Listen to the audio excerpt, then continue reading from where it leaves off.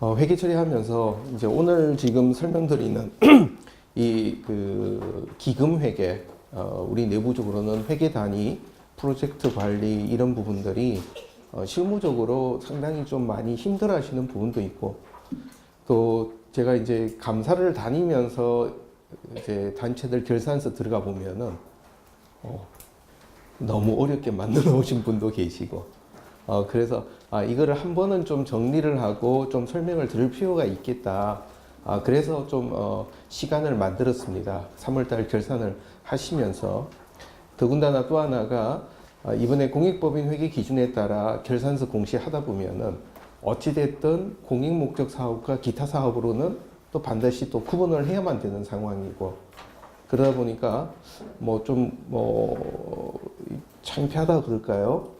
회계사들 사이에서도 전화가 가끔 옵니다. 정기예금 넣었는데 이거 회계 처리 어떻게 해야 되냐? 정기예금 넣고 이자 받으면은 기타 사업 부분으로 이제 빼야 되는데, 빼고 나니까 대차가 안 맞다, 어떻게 해야 되냐? 이런 얘기들이 실제 나옵니다. 그래서 오늘 좀 설명드리는 전체 얘기는 공익법인 회계 기준 좀 더 넘어서 우리가 회계라고 하는 관점에서 이 회계 단위, 기금 회계 이런 부분들을 어떻게 볼 거냐, 좀 더 큰 그림에서 좀 설명을 드리고요. 그 다음에 이제 또 하나는 어떻게 보면은 이 회계 단위라는 개념이 얘기된 거는 나눔셈에서만 지금 회계 단위 얘기들이 아주 좀 많이 구체적으로 진행되고 있을 겁니다. 그러다 보니까 저희가 설명드리는 내용이 일부는 나눔셈을 직접 사용하고 계시는 단체들 위주로 조금 설명이 되는 점은 여러분들이 좀 양해를 해 주시고 그런 관점에서 좀 들어주시면 좋겠습니다. 예. 기금 회계, 회계 단위 기금 회계 이 얘기들을 보면은 기금 회계라는 용어 자체는 우리나라에서는 정부 회계에서만 이 얘기가 처음 시작이 됐습니다. 그래서 정부에서 국가재정법 또 지방재정법 두 가지 다 같은 개념으로 법이 만들어져 있습니다. 그래서 국가재정법에 보면은 특정한 목적을 위하여서 또 특정한 자금, 그러니까 목적이라는 용도가 뭔가 좀 구체적으로 일반적이지 않다. 그 다음에 자금도 별도로 구분된다. 그래서 이것들을 가지고 특정한 목적을 이루기 위해서 별도로 운용되는 것이 이 기금이라고 하는 정의로 되어 있습니다. 국가재정법 5조에서. 자, 그렇게 되다 보니까 특정한 목적이라 그러면은 우리가 이제 첫 번째 볼 수 있는 거는 용도가 완전히 구분이 돼야 된다. 용도가 구분된다는 거는 어떻게 보면은 영리회계에서는 이런 기금회계라는 얘기를 잘 안 씁니다. 왜냐하면 영리회계는 어떤 특정한 용도로 별도로 자금을 뺀다는 경우가 딱 하나 있습니다. 그러니까 세법상 준비금이라고 해서 세법에서 어떤 혜택을 받으니까 우리 기술개발준비금이라든지 이런 부분들은 세법에서 특정한 용도로 쓴다는 전제로 비용으로 빼줬으니까 그것을 관리하기 위해서, 그러니까 특정한 목적이죠. 그러니까 결국 기금회계라고 하는 가장 첫 번째 목적은 특정한 목적을 가져야 된다. 그러니까 그게 펀드라고 하는 개념이고, 우리가 그냥 쉽게 생각해서 펀드라는 개념을 단순하게 주식을 투자한다든지 아니면 금융기관에 예치했을 때 그 목적이 어디에다 투자할 거냐, 그러니까 목적 자체가 분명히 구분돼야 되는 것, 그게 첫 번째 요소고, 두 번째 부분은 특정한 자금이라는 개념입니다. 이 자금이라는 것은 용도가 완전히 구분돼서 되어 있다. 그러니까 용도가 구분된다는 얘기 자체는 여기저기 계좌에 있는 돈들이 막 뒤섞이는 것이 아니라 완전히 별도로 관리되는 것. 여러분들이 가장 많이 알고 계신 이 그림은 국가에서 보조금 받았을 때, 보조금 받으면은 통장 자체도 완전히 구분해서 심지어는 거기서 나오는 이자 금액도 반납을 시키는 것이 일반적이죠. 그래서 기금이라고 하는 것은 하나는 용도가 구분이 되고 자금 관리도 구분될 때 이것을 기금회계라 이렇게 얘기를 하게 됩니다. 그래서 그런 목적으로 이것을 신축적으로 운용하는 것을 기금회계라 그럽니다. 물론 기금회계라고 하는 얘기, 이 개념 자체가 국가 정보회계에서 지자체 회계에서 나온 개념이지만 우리나라에서는 아직 비영리에 대한 용어의 개념이 없어서 별도의 규정은 없지만 본질은 이것과 다를 바가 없습니다. 그런데 국가에서는 이 기금회계를 만들어서 쓸 때 아무 것이나 만들 수가 없기 때문에 국가에서는 기금회계, 특별회계는 반드시 특정한 법에 따라서 만들어서 하도록 하고 있습니다. 이거는 그냥 참고로 여러분이 보시는 부분인데 결국 특정한 목적으로 운영하는 것은 개별 법규에 따라서 별도로 기금을 설치하고 그러면 국가재정법이라든지 지방재정법 이 가장 상위의 개념들이 됩니다. 그리고 거기에 따라서 기획재정부가 일반 원칙으로 기금회계 처리 지침이라는 것 이게 2009년도에 처음 나왔다가 12년도에 한번 개정이 되는 겁니다. 그래서 기금회계 처리 지침에 따라서 어떤 이런 기금들을 관리돼야 된다. 근데 처음에 제가 딱 이 지침이라는 표현을 보고 명칭을 보고 야 들어가면은 뭐가 대단한 것들이 있겠다. 별거 없어요. 들어가 보면 들어가셔 보면은 개념 이런 겁니다. 기금은 용도 따라서 별도로 구분 잘해라. 그게 전체 얘기입니다. 그러니까 결국 기금 회계에 나오는 가장 본질적인 요소는 위에서 본 것 같이 특정한 목적을 위해서 자금을 구분해서 관리하는 것 그것을 기금 회계라고 합니다. 그래서 여기에 따라서 각각 보면은 무슨 기금에 대한 관리 규정 이 부분들은 내부적으로 많이 만들게 됩니다. 이거는 부처에서 정부 쪽에서 만드는 경우도 있고 예를 들어서 학교 같은 경우는 발전기금 관리 규정 이런 규정들이 나오게 되죠. 그래서 여기서 만들어지는 이 관리 규정은 주로 얘기가 위에서는 회계처리 지침에서는 목적 따라 써라 그 얘기밖에 없지만 밑에서 나오는 이 세부적인 관리 규정에서는 이 기금은 어떤 용도로 만들어지고 어떻게 쓰이고 그다음에 이것은 언제까지 있을 거고 뭐 이런 전반적인 운영에 대해서 더 세부적으로 구체적으로 쓸 수가 있죠.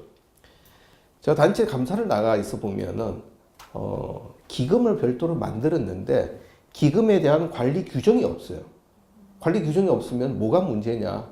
이 돈이 어디로 쓰이고 돈이 여유가 있을 때는 또 아니면 뭐 이게 목적이 그 사업이 없어졌다 그러면 어떻게 할 거냐?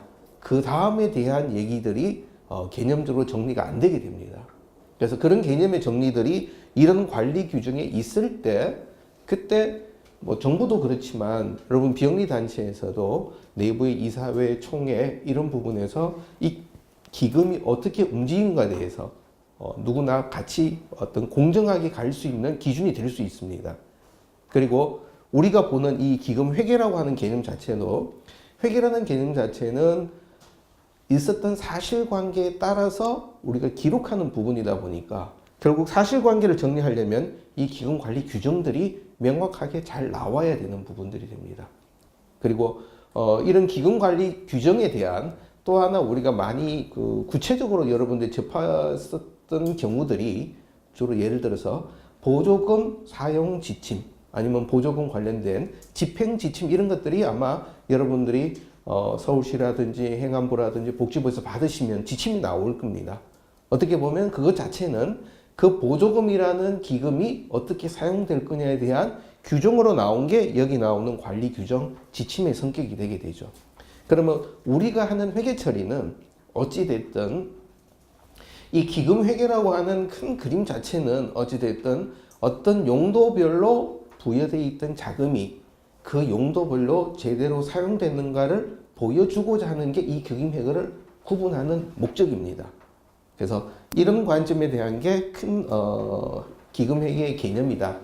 그래서 기금 회계 이제 지금 보면은 나눔셈에서는 회계 단위와 프로젝트라고 하는 두 가지 개념으로 나눠져 있습니다.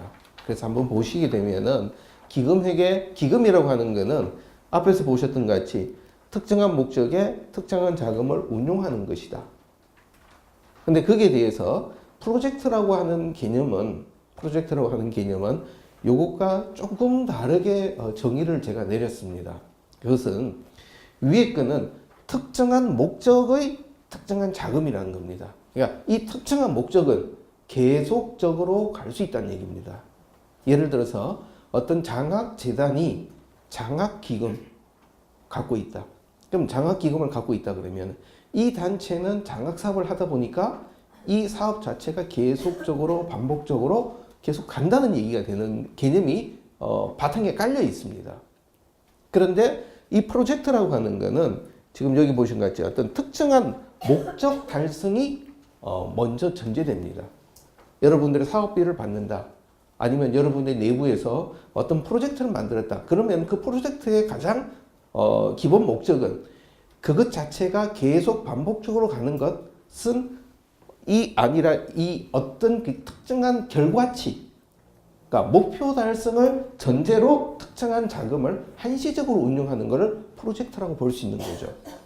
그러니까 다른 말로 이 단체의 이 부분은 단체가 계속 반복적으로 가니까 하나는 이거는 단체의 사업과 사업 목적과 계속적으로 연관지어서 가게 되는 반면에 이 부분은 물론 큰 범위 내에서는 사업 목적의 범주이지만 그 자체가 하나하나 마디가 어떠한 목적 달성으로 따라서 이것이 끊어질 수 있다는 얘기가 됩니다.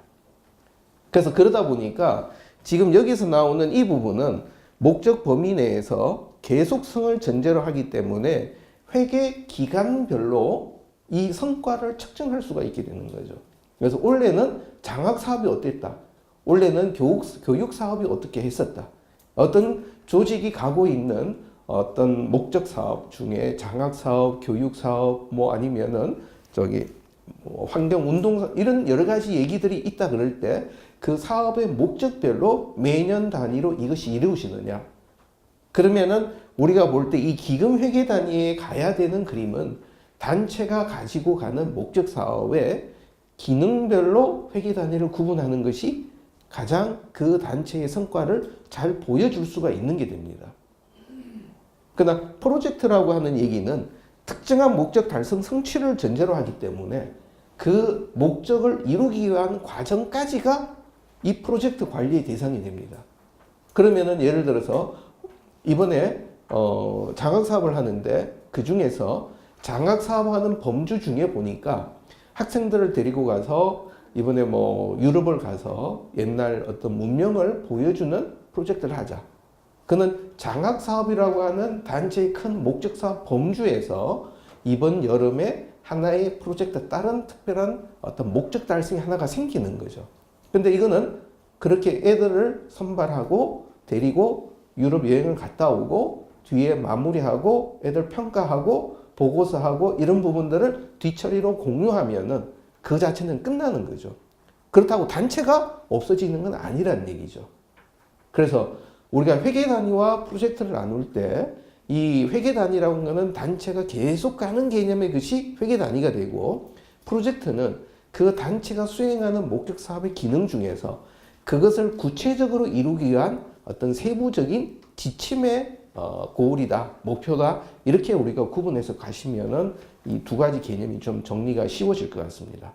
그래서 여기에서 기금회계 단위에서는 이 기금회계 단위에서는 앞에서 말씀드린 같이 이 특정한 자금이기 때문에 이것은 완벽하게 구분이 돼야 됩니다.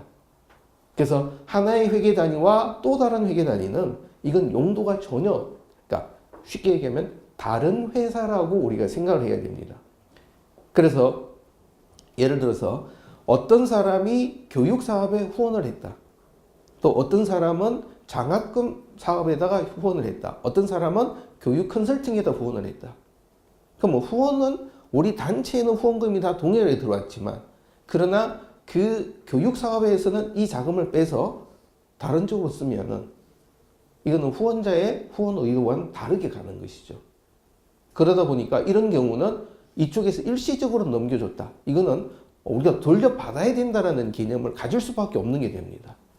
그래서 우리가 생각할 때 회계단위 기금은 전혀 별개의 회사의 개념이다. 까지로 우리가 좀 아주 엄격하게 좀 구분해야 됩니다.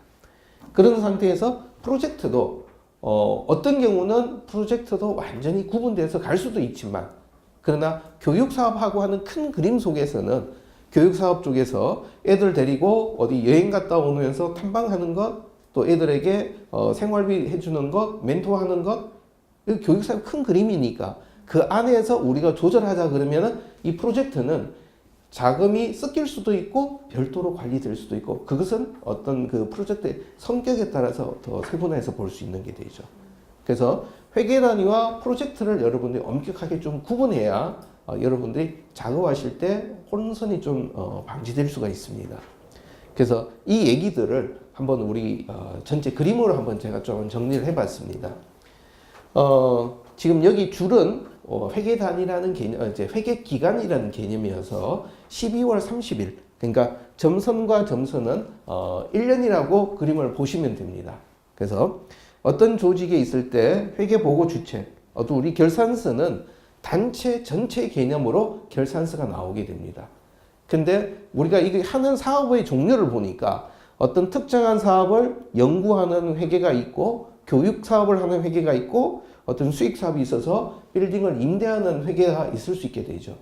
그러니까 단체가 수행하는 기능이 교육 사업과 연구 사업 두 가지라고 보고 그 다음에 부수적으로 수익 사업으로 임대 사업을 하고 있다. 단체가. 그러니까 크게 이제 그림을 보면은 이제 이 얘기가 우리가 나타내는 회계 단위의 개념이 되죠.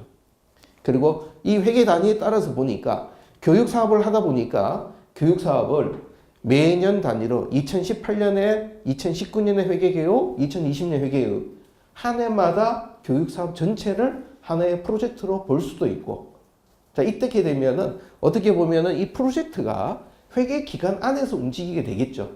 아마 여러분 단체도 어떤 특정 사업 하다 보면 연도별로 구분하시는 경우가 있을 겁니다. 그 경우는 그 사업 전체는 하나로 두고 프로젝트를 세부적으로 나눠서 갈 수가 있겠죠. 그 다음에 또 다른 경우는 이렇게 연도별이 아니라 어떤 목적, 그러니까 교육을 하는데 그 중에 보면은 감사라고 하는 교육, 어떤 회계 심화 과정, 현금주의에 대한 이해, 또 행정사무라는 교육 과정은 이 연도를 걸쳐서 나올 수 있는 경우가 되죠. 그러니까 앞에서 말씀드린 것 같이 회계 단위라고 하는 거는 우리가 계속성을 전제로 가니까 회계 기간별로 잘라서 분석을 하고 평가를 하고 보게 되는데 프로젝트라는 거는 회계 기간과 무관하게 어떤 사업의 목적 달성이니까 이 목적 달성하려면은 12월부터 1월까지 두 달 할 수도 있는 것이고 어떤 경우는 2년, 3년이 갈 수도 있는 거죠. 그러니까 그렇게 되니까 여기는 이렇게 회계 기간과 걸쳐서 사업이 나올 수가 있게 됩니다. 이런 얘기들이 이제 쭉 정리된 전체 통합된 게 바로 우리 교육회계라고 하는 회계 단위의 결산 결과가 되게 되죠. 그런 비슷한 얘기로 연구회계도 보게 되면은 뭐 연구하는 거는 공익법인 회계 기준을 연구하고 결산공시양식을 연구하고 또 회계세무 실무 매뉴얼을 제작한다 아니면 책자를 만든다 또 공익법인에 관련된 의견 수렴하는 포럼과 세미나 연구 발표회가 있다 이런 것들은 각각 연구라고 하는 기능 중에 하나하나 나오는 프로젝트 개념이 되죠. 그래서 이 전체도 하나의 연구회계 범주 안에 들어가게 됩니다. 그리고 임대사업은 실제로 어떤 뭐 특정한 프로젝트를 나눌 수도 있고 프로젝트가 없이 그냥 전체가 하나의 임대회계로 갈 수도 있게 되죠. 자, 그렇게 해서 이제 여기서 이제 우리가 한번 정리하면은 회계 단위와 프로젝트라고 하는 개념을 여러분 구분해서 보실 때 회계 단위라고 하는 것은 단체가 수행하는 목적의 기능별로 구분하는 것이 회계 단위다. 그리고 이 회계 단위는 회계 기간별로 결산을 하고 평가를 하게 되는 부분. 그러나 프로젝트라고 하는 것은 어떤 특정한 목적을 이루기 위해서 한시적으로 운행이 되다 보니까 이 프로젝트는 회계 기간과 무관하게도 나올 수 있게 된다. 그렇게 큰 그림을 한번 좀 정리를 해보시면 좋겠습니다. 자, 그렇게 돼서 지금 보면은 위에와 밑에가 색깔이 조금 다르죠. 제가 색 감각이 없어서 좀 이렇게 모양은 안 좋은데 그냥 구분만 해서 보시면 좋겠습니다. 그러니까 위에 있는 이 두 가지는 이 단체가 가지고 있는 공익 목적 사업이 되죠. 단체가 기본적으로 갖고 가는. 그리고 이 부분은 단체의 목적 사업과 직접이 관련이 없는 기타 사업으로 분류가 되게 되죠. 자, 여기까지가 우리가 이제 일반적인 회계의 개념입니다. 회계의 개념인데 아마 지금 원래 여러분들이 가장 많이 고민하시는 혼란스러운 분 중에 하나가 지금 여기 이렇게 이제 붉은색 박스가 하나 만들어져 있죠. 이 박스가 보시면은 법인세법에서 볼 때 수익 사업에 걸리는 부분들입니다. 그러니까 결국은 법인세법은 단체가 목적 사업에 해당되느냐 아니냐와 상관없이 세법에서 얘기하는 그 수익 사업에 해당되느냐 갖고 법인세 신고하라고 그러죠. 그러니까 우리가 회계를 할 때는 이 두 가지를 공익 목적 사업이라고 보고 이거를 기타 사업이라고 보는데 법인세 신고할 때는 이 교육회계, 여기에서 교육하면서 어떤 교육비를 받았다 했을 때 교육회계와 임대 자체를 하나의 수익사업회계로 보고 위에 나오는 연구회계는 이거는 비수익사업회계라고 보게 됩니다. 근데 뭐 재밌는 것은 세법에서 비수익사업을 기타사업이라고 표현하고 있어요. 그러니까 세법 기준에서는 법인세 내는 거 외에는 나머지가 기타가 되죠. 근데 제가 이 얘기하는 게 여러분들 혼란을 일으킨 것 같아요. 보니까 그냥 쉽게 다시 정리하면 그냥 수익 사업과 비수익 사업으로 이게 나누어진다. 그렇게 한번 정리해 보시면 좋겠습니다.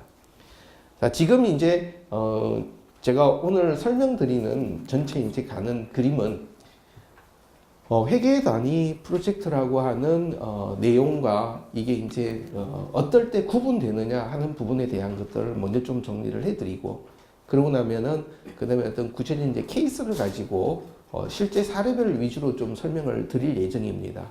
그래서 지금 앞부분에 있는 이 개념 정의가 여러분이 정확해지셔야 뒷부분이나 아니면 여러분들이 사용하는 부분에 대한 것들이 좀 관리가 됩니다. 그래서 아마 지금 여러분 단체가 사용하고 계시는 어떤 회계 단위의 개념에 대한 개념이 여기하고 맞는지 한번 점검 한번 해보시고 만약 어떤 변경이 필요하다면 2019년부터는 한번 좀 변경하시는 것도 필요하겠죠. 예. 자, 여기까지가 이제 기금회계 프로젝트에 대한 어떤 그 좀 구분의 개념이 되겠습니다. 회계 단위, 자, 지금 우리가 기금 회계라고 하게 되면은 크게 이제 두 가지로 좀 우리가 고민할 수 있습니다. 하나는 기금 회계 내에서 어떻게 회계 처리할 거냐. 그것들이 주로 기금 회계 관리 지침, 뭐 운용 규정 이런 쪽에서 많이 얘기합니다. 그것은 한 기금 안에서 움직이기 때문에 대부분은 우리가 일반적으로 알고 있는 회계 원칙의 개념에서 충분히 소화가 됩니다. 그러나 문제는 이것이 회계 단위간 사이에 그냥 여기 안에서만 움직이면 괜찮은데 실제 가다가 보면은 여기와 여기 다른 회계 단위 간에 이렇게 돈이 실제 많이 움직이게 됩니다. 또 돈이 움직이지는 않지만 뭔가 사업비는 나가야 되는데 한쪽에는 돈이 있고 한쪽은 돈이 없으니까 먼저 지출하는 경우도 나오게 되죠. 자, 그랬을 때 그러면은 이 자금이 엄격하게 구분됐을 때 이 회계를 어떻게 정리할 거냐. 그 얘기가 지금 여기에서 나오는 회계 단위 간의 거래 유형을 여러분들하고 좀 정리해 보려고 하는 부분입니다. 회계 단위 간의 거래 유형은 크게 두 가지로 우리가 좀 고민해야 됩니다. 첫 번째는 돈이 가긴 같지만 이거는 우리가 회수할 거다. 회수를 전제로 지급하는 게 있고 회수하지 않고 지원하는 경우. 그러니까 이것은 돈이 가고 그 다음에는 돈 안 가고 그러니까 그냥 알아서 쓰라라는 개념이 되죠. 자, 회수를 전제로 한다는 얘기는 뭐가 되나요? 이것은 언젠가는 우리한테 들어올 거니까 미래에 플러스로 자산이 들어올 거니까 보통은 우리가 자산으로 기록하게 되죠. 그런데 회수하지 않고 지원한다면 이것 자체는 수익 비용 개념으로 이거는 재무상태표에 남지 않고 원래 다 지원하고 끝나버리는 거죠. 그래서 일단은 우리가 이 회계 단위 간의 거래가 있으면은 이것 자체가 돈을 돌려받을 거냐 회수할 거냐 아니냐 이게 가장 먼저 정의가 돼야 됩니다. 그래서 이게 돼서 회수를 전제로 한다 그러면은 제일 먼저 움직이는 거는 이제 단체가 설립해서 수익사업 자본금, 그러니까 이건 뭐냐면 자, 법인이 처음 설립했을 때는 어찌됐든 비영리 법인으로 만들어졌습니다. 근데 이 법인에서 수익사업을 임대사업을 하려면은 우리 기본재산으로 들어왔던 이 재산 중에 뭔가를 수익사업에 쓸 수 있는 자금으로 써야 되는 거죠. 사회적 기업이라든지 아니면 또 다른 걸 할 때 우리가 보통 말하는 그 시드머니나 자본금 개념이죠. 그렇게 되면 목적 사업 부분에서 수익 사업 부분으로 보냅니다. 근데 보낼 때 우리가 가지는 기본 전제는 이거 자체는 수익 사업 갖고 계속 하라는 얘기가 아니라 우리 목적 사업에 도움이 될 걸 전제로 하고 별로 도움 안 된다면 언제든지 취소할 수 있다는 게 우리 전제가 되는 관점이죠. 그렇게 되기 때문에 수익 사업 쪽에 자본금으로 우리가 투하하는 경우는 기본적으로 우리 쪽에서 볼 때 보내는 쪽에서는 수익 사업 투자금이라는 개념의 계정 과목이 하나 들어가야 되겠죠. 왜? 그래야 목적 사업 쪽에서 수익 사업 쪽으로 넘겨줬던 어떤 그 자산에 대한 관리 개념이 나오고, 반대로 수익 사업 쪽에는 어찌됐든 수익 사업에서 쓸 수 있는 기본 자산의 개념에 기금이 하나 들어와야 되겠죠. 그래서 수익사업 투자금과 수익사업 기금이라고 하는 이 두 가지의 매칭되는 개념의 계정 과목이 만들어지게 됩니다. 자, 지금 여기에서 회계 단위 간의 거래 유형이 될 때 우리가 전제가 하나 돼야 되는 거는 바깥에서 볼 때, 예를 들어서 여러분의 재단법인, 사단법인 전체 개념으로 보면은 내부에서 이렇게 했다? 아무 관심 없어요. 그냥 여러분 단체의 전체적으로 부동산이 얼마냐? 라는 얘기 하나뿐이죠. 그러다 보니까 이 얘기는 내부적인 회계 단위 간의 거래만 기록하는 것 뿐이지 대외적으로 공시될 때는 다 없어져야 되는 계정 과목들입니다. 또 그 얘기는 다른 말로 내부적으로 발생되니까 항상 한쪽이 플러스 되면 한쪽에 동일한 금액이 나와야 됩니다. 그래서 우리가 여러분들 결산을 하면서 꼭 보셔야 되는 것은 이 계정들은 항상 금액들이 서로 동일해야 된다. 예를 들어서 이렇게 수익사업 처음 시작할 때 여기는 틀리는 분이 거의 없습니다. 그 다음 부분, 이제 일시적으로 처리하는 경우와 장기간 처리하는 경우 두 가지 한번 좀 나누어서 보죠. 일시적으로는 사무실에서 예를 들어서 소득세 내는데 예수금 먼저 내줬다. 그 얘기는 이쪽에서 돈을 받아야 된다는 얘기가 되겠죠. 또 사무실에서 어떤 퀵비 같은 게 나갈 때, 뭐 우편물 나갈 때 이것도 나가고 저것도 나갈 때 처음에는 법인 쪽에서 전부 있는 돈에서 그냥 우편 내금 냈다 금방 돌아온다는 얘기죠.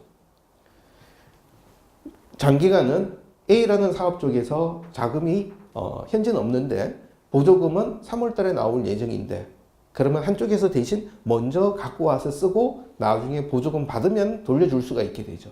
자, 이런 경우는 대여금, 차입금 관점으로 볼 수 있게 되고, 그 다음에 미수금, 미지급금 개념은 일시적이라는 얘기로 볼 수 있게 되죠. 근데 중요한 것은 항상 여기서 할 때 두 가지가 매칭되는 개념이니까 회계 단위가 양쪽마다 복수로 다 거래가 나와야 됩니다. 그러니까 회사가 두 개라는 개념으로 여러분 보시게 되면은 거래는 하나가 됐지만 회계 처리는 복수 이상의 거래로 같이 움직이게 된다. 그게 지금 이 얘기의 기준이 돼버립니다. 그리고 회수하지 않고 지원하는 경우, 회수하지 않고 지원하는 경우는 뭐 타기금, 전출금, 전입금 이런 계정을 쓸 수가 있습니다. 그러니까 예를 들어서 사회복지 쪽에 아마 계신 분들 아시겠지만 법인 전입금, 시설 전출금, 이것은 사회복지법인 제목의 규칙이 나오는 얘기죠. 결국 법인에서 시설에 필요한 돈 쓰라고 받은 돈을 그쪽으로 보내준 거죠. 그래서 지금 여기서 말하는 거는 한쪽에서 다른 쪽으로 돈을 보내주고 한쪽에서는 들어와서 그쪽에서 계속 사용하고 있겠다라는 관점입니다. 그런데 지금 이 얘기들은 회수하지 않고 이 지원된 거이다 보니까 이것은 한 해 지나가면 그 다음에 결산세는 안 나타납니다. 근데 위의 부분은 이거는 자산 부채가 되니까 올해 남아있으면 내년에도 남아있고 계속적으로 언젠가는 들어와야만 되는 돈이죠. 근데 이제 단체에 가서 보다 보면은 원칙은 그렇게 하면 안 되는 부분인데 실무상으로 가보니까 어떤 경우가 많이 나오냐면 A 회계에서 B 회계로 돈 보냈고 또 B에서 A로 돈 보내고, 그러니까 우리가 처음 얘기할 때 회계 단위의 정의는 특정한 목적에 따라 특정한 자금으로 분리돼야 되는데 단체가 자금을 분리해서 관리를 안 하는 거예요. 그냥 우리 사업, 이 사업인데 여기서 있는 돈 중에 급하면 여기서 쓰고 다음엔 또 저쪽에서 쓰고, 자, 그렇게 되면 막 여기저기 돈이 왔다 갔다 해버립니다. 자, 그렇게 될 때 우리가 볼 수 있는 것은 우리 개념적으로 단체의 이 개정 과목 자체가 수시로 나옵니다. 수시로 나오면 어떻게 되냐면은 나중에 A 회계에서 B 회계로 이 전출금이라는 거는 지금 여러분 보신 것 같이 지원하는 겁니다. 그러니까 한쪽 회계에서 여유 있는 자금을 아니면 용도 지정되지 않은 자금을 다른 목적 사업에다가 쓰라고 지원해 주는 거거든요. 그래서 일반 회계들은 용도 지정되지 않은 후원금을 특정한 용도 사업에 쓰라고 지원해 주는 개념이거든요. 그런데 나중에 가서 보니까 A 회계에서 B 회계로 지원한 것도 있는데 B 회계에서 A 회계로도 또 지원했다는 얘기가 나와요. 그러니까 이거는 지원의 개념이 아니죠. 지원받는다는 전제는 뭔가 자금이 부족해서 뭔가 해야 되는데 부족한 재원이 한쪽에서 다른 쪽으로 흘러갔다는 얘기인데 그거 자체가 들쭉날쭉했다는 얘기는 자금을 엄격하게 구분하지 않았다는 얘기입니다. 그래서 만약 앞에서 제가 처음에 전제를 드렸던 우리가 회계단의 전제는 목적 사업과 그 자금에 대한 구분이 명확해야 된다는 얘기였었는데 내부에서 자금 관리가 완전히 구분되지 않는다. 막 수시로 같이 넣고 쓴다 그러면은 차라리 프로젝트로 목적을 구분하시는 것이 차라리 더 맞다는 얘기가 됩니다. 자, 이 얘기는 아마 여러분들이 관리하는 목적상 여러 가지가 나올 수 있는 부분이지만 그러나 우리가 이 자금에 대한 개념은 분명하게 좀 관리를 해야 된다. 근데 그럼에도 이 회계 단위로 이거는 우리는 구분해야 되는 상황이다. 어쩔 수 없는 상황이 분명히 있을 겁니다. 그렇게 되면은 연간적으로 다 따져보니까 A에서 B로 나갔던 돈이 1년 동안에 한 3,500만 원 지원됐고 전출됐고 B에서 A로 온 게 한 1,200만 원 전출됐다. 그러면 결론은 뭡니까? 순수하게 지원된 만이 진짜 지원이지 나머지는 그냥 허술한 얘기죠.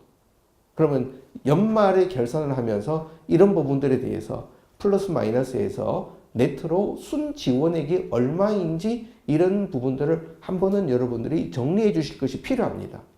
그래서 그게 정리가 다 되고 나면은 그러면 여러분 단체의 전체 결산서를 볼 때 회계 단위의 그 개별 결산서를 보면은 A 회계에서 어디로 각각 나눠줬구나 라는 부분이 보이게 됩니다. 대부분 여기서 나오는 이 전출금은 일반 회계에서 다른 회계별로 많이 이제 나눠지게 됩니다. 그래서 그 얘기들은 이제 뒤에서 우리가 개정 과목 가지고 얘기하면서 좀 구체적으로 한 번 더 보도록 할게요. 자, 다시 정리해서 회계 단위의 거래가 있을 때 회계 단위 간 우리 내부의 기금 간의 거래가 있을 때는 이것이 회수할 것을 전제로 하느냐 아니면은 지원하고 끝나는 거냐 이게 분명해져야 우리가 뒤에 가서 보는 고유목적 사업 준비금도 같이 얘기할 수가 있게 됩니다. 그 다음에 요거는 여러분한테 제가 이런 그 애니메이션은 잘 넣지 않았거든요. 아마 처음 보셨을 겁니다. 이렇게 막 화려하게 움직이는 거. 이만큼 중요한 얘기입니다. 그러니까 그게 뭐냐? 목적 사업에서 수익 사업으로 넘어가는 거는 어떤 용도입니까? 지금 여기에서 수익 사업의 자본으로 가거나 아니면 일시적으로 들어오는 거죠. 왜? 목적 사업과 수익 사업이 있을 때 수익 사업을 하는 이유는 일시적으로 어떤 그 수익 사업을 해서 나오는 이익금을 목적 사업에 갖고 오겠다는 얘기죠. 그 전제로 수익 사업을 하는데 거꾸로 목적 사업에서 수익 사업을 지원했다? 이거는 있을 수 없는 얘기죠. 그래서 여러분이 보실 때 비수익 사업에서 수익 사업으로는 전출금이 나오면 안 됩니다. 거기는 무조건 여기가 되든지 여기가 되든지 이 세 가지 중에 하나입니다. 아니면은 수익 사업에서 비수익 사업 쪽으로 빌려줬던 거를 다시 갚는다든지 그 얘기가 되지 목적 사업에서는 수익 사업 쪽으로 여기에는 절대 전출이라는 얘기를 여러분이 하시면은 안 된다. 결론적으로. 요거는 결과적으로 여러분이 꼭 한번 점검을 해 주셔야 될 부분이 됩니다. 자, 첫 번째 우리가 단체가 운영되면서 나오는 케이스별로 회계 처리를 한번 좀 이렇게 보게 되면은, 자, 설립 시 모금한 그 금액, 우리 보통 모금하게 되면은 이 30억 원이 대부분 다 뭐 기본 재산이나 아니면 보통 재산을 이렇게 나눠서 회계 처리가 되게 됩니다. 이 나머진 부분을 가지고 앞으로 이 돈 정기금 놓아야 이익금 별로 안 나니까 수익 사업하겠다. 그래서 임대용 건물을 취득하겠다 하고 건물을 취득했습니다. 그러면 이 시점이 임대라고 하는 또 다른 하나의 수익사업 회계 단위가 만들어지는 시점이 되는 거죠. 그러면은 어떻게 됐든 첫 번째 자금을 보내는 회계 단위에서는 여기에서 예금이 빠져나가고, 그 다음에 목적 사업에서는 임대를 직접 하는 게 아니니까 아까 말씀드렸던 수익 사업에 대한 투자금 개념으로 자산 계정으로 이걸 하나 잡아주게 됩니다. 그리고 자금을 받은 쪽에서는 어찌됐든 예금이 35억이 먼저 생기고, 그리고 수익사업 기금이라고 하는 결국 수익사업 투자금과 대조되는 계정이죠. 이게 만들어지고 나중에 이 보통 예금 없어지면서 뭐 부동산 취득 이쪽으로 나오는 거는 일반적인 회계 처리가 되죠. 근데 여기서는 자금을 보내는 회계 단위와 받는 회계 단위에서 이렇게 서로 매칭 대조되는 내부 계정을 관리해줘야 우리가 그쪽 회계 단위도 하나의 복식복유 회계 단위로 나눠줄 수 있는 게 되죠.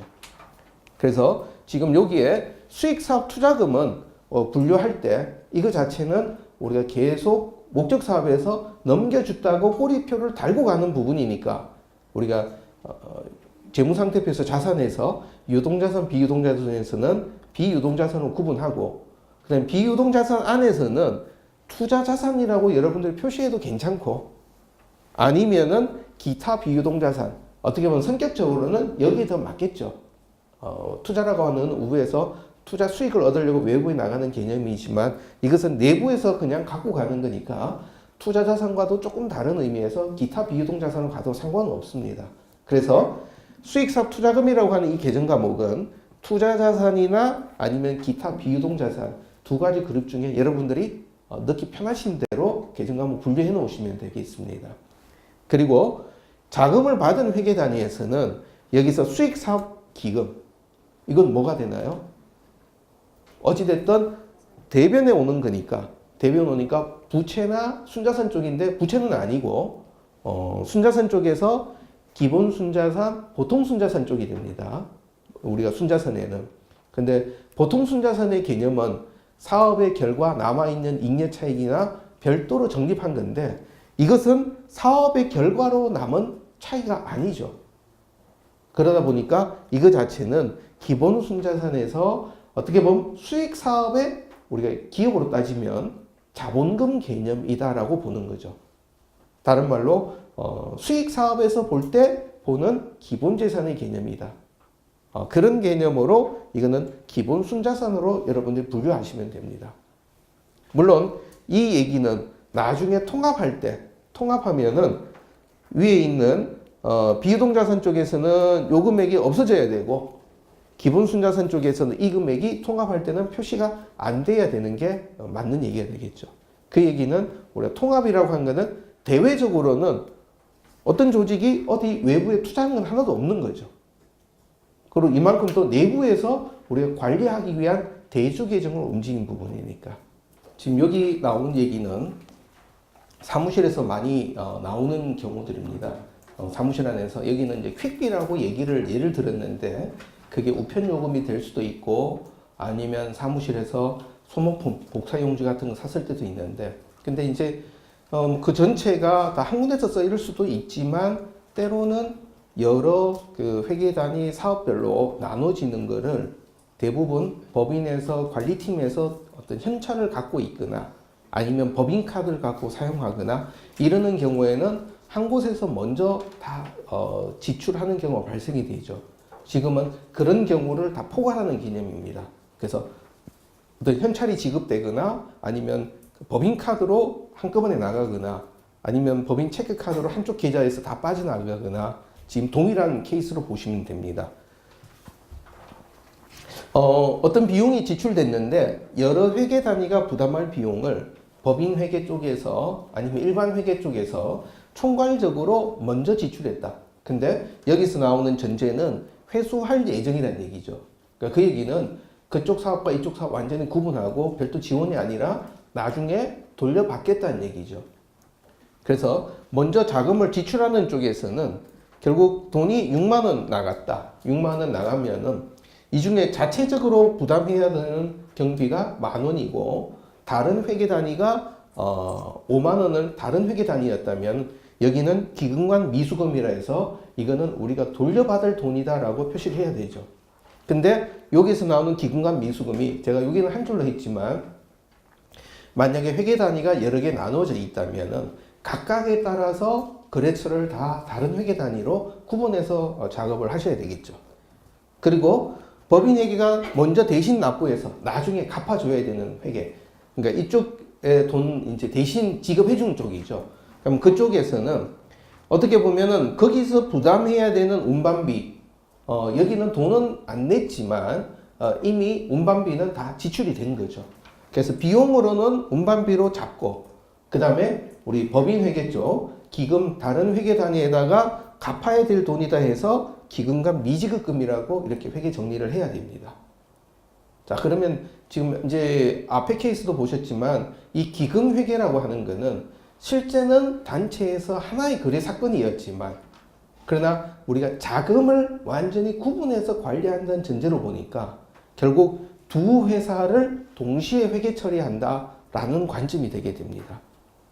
그 얘기는 다른 말로 뒤에 가서도 한 번 더 설명드리겠지만 여러분들이 정말 자금을 구분해서 관리할 필요가 있을 때 회계 단위를 나눠야 되지 그러지 않으면은 아마 여러분들은 돈 나갈 때마다 전표 5개씩 만드느라고 좀 많이 힘들어지시게 되거나 아니면 아예 포기하고 이 관리 안 하거나 두 개 중에 하나입니다.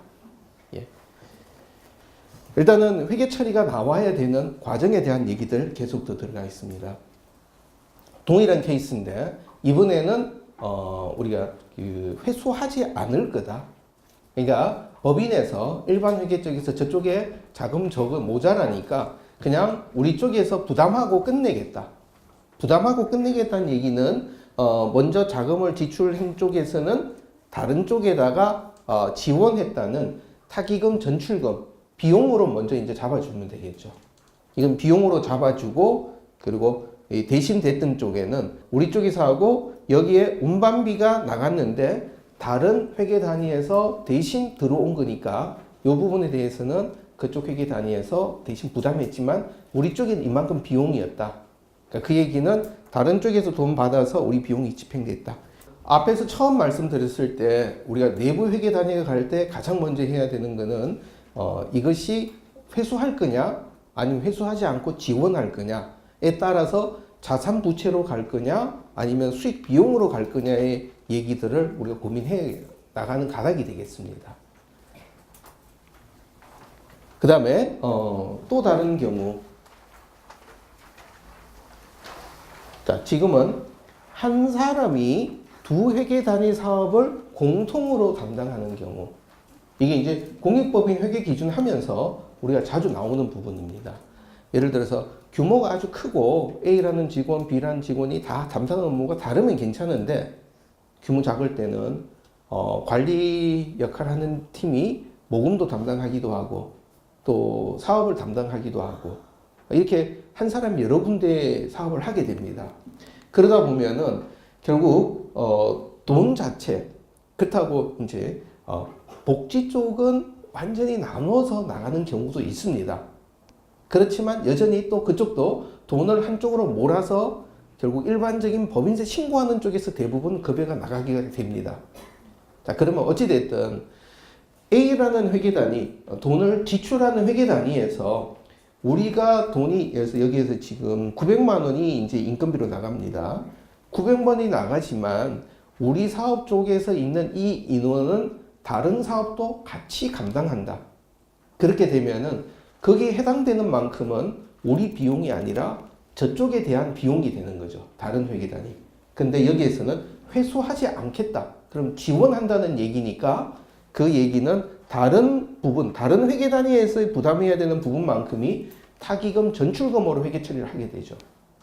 그러면은 이 얘기는 우리가 900만 원이 나갔는데 900 중에 600은 우리의 급여 인건비고 300은 이거는 우리 회계 단위가 아니라 다른 회계 단위를 지원한 거다라는 얘기가 되죠. 반대로 이제 그쪽 분담받은 쪽 이쪽은 직접 본인 그 회계 단위 쪽에서는 돈 나간 게 없지만 그러나 300이라고 하는 인건비를 부담을 했고 그리고 나중에 이제 이 금액은 이쪽에서 지원받았다는 얘기가 되죠. 만약 이것이 회수하지 않음인데 회수할 예정이었다면 여기만 이제 기금과 미수금, 미지급금이라는 자산부채 계정으로 들어가면 되죠. 자, 지금 이 전표 분계를 뭐 여러분들이 실수 안 하고 뭐 엄격하게 정확하게 잘 관리하겠다면은 매달 돈이 나갈 때마다 이렇게 회계 처리하면은 뭐 정상적으로 다 끝납니다. 근데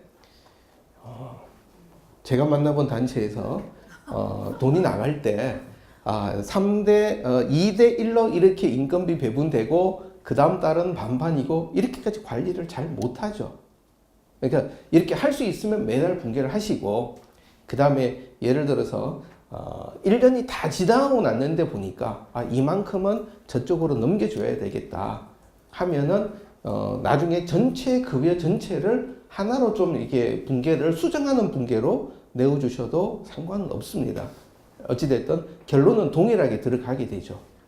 그래서 요거 자체는 매월 하시거나 아니면 1년에 한 번 단위로 표시해 주셔도 괜찮은 부분입니다. 일반적이었다면은 A 회계 단위가 있고 B 회계 단위가 있고 그랬을 때 여기에서 예금이 빠져나갔고 급여로 이렇게 이제 12개월 동안 다 이제 지출이 됐겠죠. 뭐 이거는 우리가 그냥 아무 생각 없이 이렇게 갔다고 봅니다. 그래서 보니까 이 급여 금액이 전체가 3,600만 원이었다. 이렇게 이제 정리가 됐을 때 이 중에서 지금과 같이 이 중에 3분의 1은 다른 회계 단위였다라고 하게 되면은 이때는 여기에서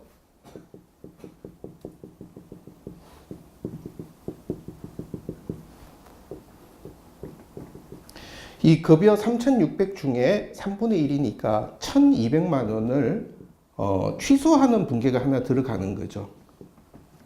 그래서 1,200만 원을 마이너스로 분계가 하나 들어가 주면은 어차피 이렇게 쭉 차변에 있었던 게 마이너스가 되니까 이만큼 빠져버리고 여기는 2,400이 되겠죠.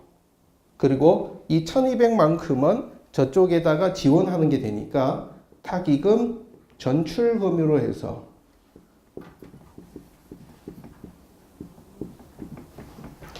이렇게 이제 분계를 하게 되면은 이쪽에서는 이만큼 급여가 줄어들게 되고 그 다음에 B쪽 회계 단위에서는 이만큼이 이제 들어오게 되니까 급여가 되고 차변 대변이 나와서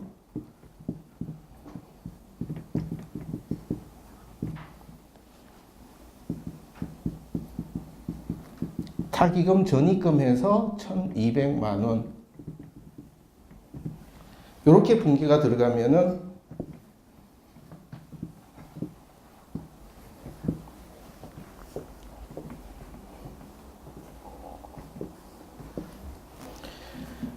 이렇게 가면은 이제 1년 전체께 한 번에 이제 정리해서 넘어가는 개념이 되죠.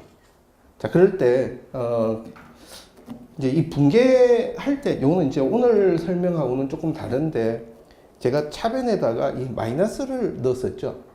그러니까 실제는 회계 처리를 하면은 차변 대변 개념에서는 여기에서 마이너스나 이쪽에 플러스나 결론은 똑같은데 이제 이것을 이렇게 하는 이유는 우리가 복식부기를 얘기할 때 자산의 증가 감소, 부채의 감소 증가, 순자산의 감소 증가. 그러니까 자산 부채 순자산은 우리가 증가 감소란 얘기를 다 합니다. 근데 수익 비용은 발생이란 얘기만 하죠. 그러니까 다른 말로 수익하고 비용은 발생만 되는 거지 감소란 얘기가 없어요. 그럼 결국은 이거는 뭐냐면은 발생돼서 감소됐다는 얘기가 아니라 취소한다는 얘기죠.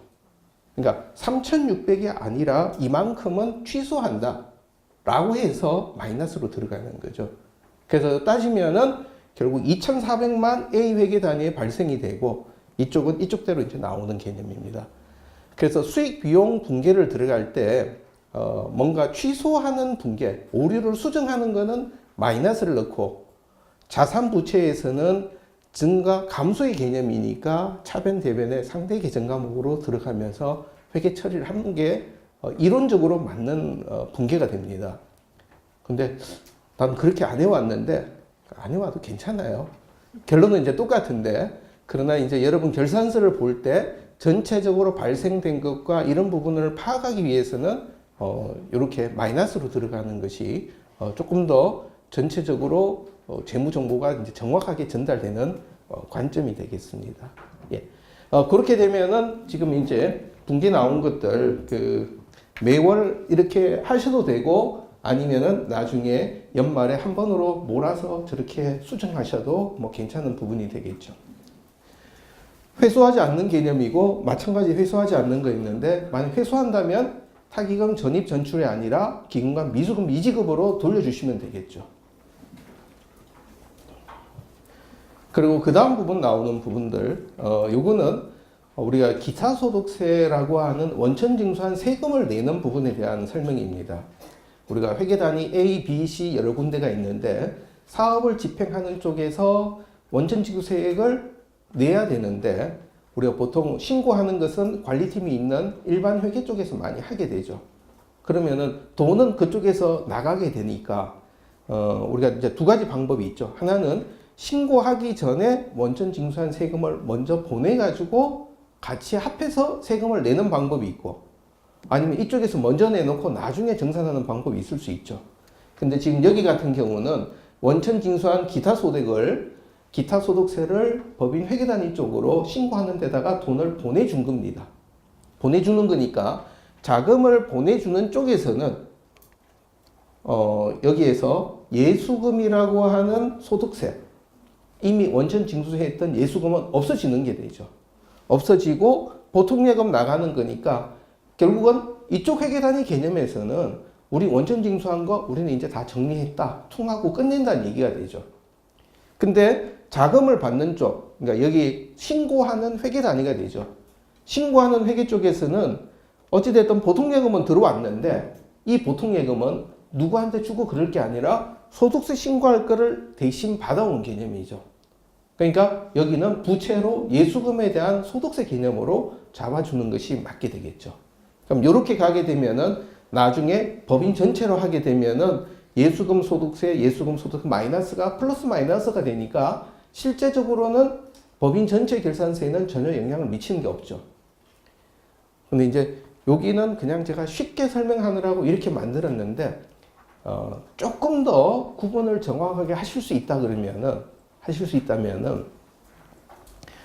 예수금 소득세 이 부분을 여기 차변에다가 넣지 마시고 왜냐면 이거는 우리가 이쪽에 있는 거를 저쪽으로 넘겨주는 개념이니까 이거를 이쪽에다가 마이너스 5만 원으로 하게 되면은 그러면은 우리가 일반적으로 개념으로 볼 때 왜냐하면 법인 전체로 보면은 이 5만 원이 감소된 건 아니죠. 그리고 여기가 뭐 증가되고 한 것도 아니죠. 근데 여기가 마이너스 되고 이렇게 들어오면은 나중에 예수금이라는 계정 과목을 봤을 때 플러스 마이너스 같이 되니까 순증가에는 오해가 안 생기게 되겠죠. 자, 그래서 정리하면은 제가 나중에 설명드린 게 이해되시는 분은 요거를 여기다가 마이너스 5만 원으로 대변에다 기록하시고 그럼 이게 뭔가 복잡하다 그러면은 그냥 지금 있는 이 분계대로 그냥 가시는 게 뭐 가셔도 괜찮습니다. 그 자금을 보내는 회계 단위에서요. 예. 네, A, B가 있을 때 이제 B에서 A로 넘겨올 때 그거를 그냥 급여로 해서 다 통치고 그 일반 계좌로 넘어왔을 때 그걸 예수금으로 잡을 수는 없나요? 예를 들어서 지금 여기에서는 이제 뭐 급여가 됐든 아니면은 우리 뭐 강사비 이런 거에서 뭐 이 수수료 나가든 강사비 나가 똑같은데 그 돈 나가야 되는 쪽에서 그냥 B 회계 단위에서 강사비 전체를 A로 보내가지고 그리고 A에서 전체를 지급해 주는 것 하면은 이게 아니라 거기에서는 그냥 예금 빠지면서 강사비 이렇게 계정 하나만 들어가면 되죠. 전체 금액이 되니까. 그러나 그렇지 않고 여기에서는 그쪽 회계단위 통장에서 사업비 통장에서 이미 돈이 예를 들어서 5만 원이니까 뭐 한 50만 원이 강사비였다. 45만 원은 이미 강사비로 지출이 됐고 그 다음에 세금만 여기서 직접 하는 게 아니니까 이쪽 부분이 이쪽으로 넘어왔을 때 얘기입니다. 그 다음에 지금 여기 같은 경우는 자금을 이쪽으로 넘겨주는 거니까 전출입이라는 얘기 자체가 없는 부분인데 지금 여기는 법인회계에서 다른 회계 단위의 소득세 예수금을 법인회계에서 먼저 지급하는 경우가 되죠. 그러니까 이 경우는 법인회계에서 먼저 자금 지출하는 쪽이니까 보통 예금 여기서는 아직 예수금이 안 잡힌 상태에서 돈만 먼저 나갔으니까 5만 원이라는 미수금이 발생이 되죠. 기금과 내부 회계 단위. 그런데 법인에게서 대신 내주고 자기가 부담해야 될 때가 아직 지출이 안 된 데는 예수금 자체는 법인에서 이미 내버린 거니까 그 금액만큼이 기금과 미지급금으로 부채로 남아있게 되면은 그러면은 아니 전체적으로는 예수금도 빠지고 내부적인 차이 정산할 것만 5만 원 남아있게 되죠. 지금 이제 계속 이제 회계 처리가 케이스가 나눠지는데 지금 이런 케이스를 많이 나누는 거는 그냥 여러분들에게 첫 번째 이런 붕괴가 나올 때 이게 하나가 지원하는 거냐 아니면 회수할 것을 전제로 하느냐. 회수할 것을 전제라면 자산부채 계정으로 관리가 되고 지원한다면 기금간 전출입 계정이다. 이 기준 하나만 여러분이 기억하시면 됩니다. 그리고 그 내용에 따라서 케이스 따라서 상대 계정 과목이 뭐로 움직였느냐, 어디에서 관리됐느냐 하는 것만 지금 계속 다르게 나오는 부분이 되죠.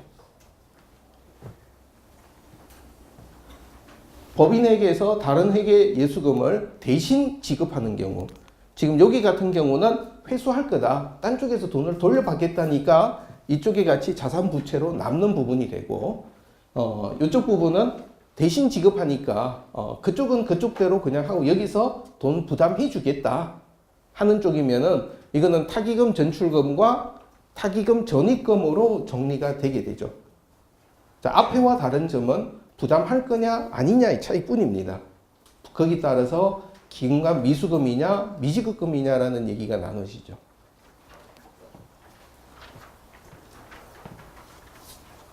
그러고 난 다음에 이제 쭉 이렇게 지나가다 보면은 이제 A 쪽 회계 단위에서도 돈이 들어오고 B에서도 들어오고 여러 회계 단위에서 돈이 들어온 거를 다 나중에 모아서 그쪽에서 신고할 때는 그냥 예수금, 소득세 이렇게 하나만 해서 들어가면은 그걸로 끝나게 되죠.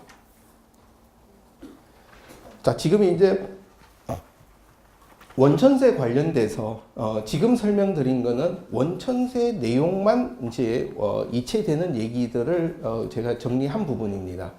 근데 이제 앞에서 이제 말씀하시던 같이 그래서 어떤 강사비라든지 아니면은 뭐 급여가 전체를 이쪽에서 그냥 보내주고 세금이나 이쪽 부분을 한쪽에서 한다 할 때는 뭐 이렇게 보시면 좋겠어요. 비회계 단위에서 지급해야 되는 급여가 예를 들어서 700만 원이라고 예를 들었어요. 그러면은 어차피 이제 여기에서 우리가 국민연금 건강보험 이쪽은 이제 따로 빼고 그냥 소득세나 이 부분은 결국 지급하는 금액에서 지출 운영이 되는 거니까 근데 이 급여를 A 계좌로 A 회계 단위 계좌로 다 송금을 해버렸다 하게 되면은 지금 이쪽에서는 예금이 700만 원이 빠지게 되고 여기는 급여가 700만 원이 들어오게 되겠죠. 그리고 지금 A 회계 단위에서는 예금이 700이 들어오고 지금 700은 계정 과목이 뭐를 써야 될까가 고민할 수 있게 됩니다. 예를 들어서 중간 분기를 빼버리면은 바로 돈 빠져버리면서 바로 얘기해버리면 되는데 지금 입장에서는 여기 이제 블랭크로 하나 놔두고 그러고 난 다음에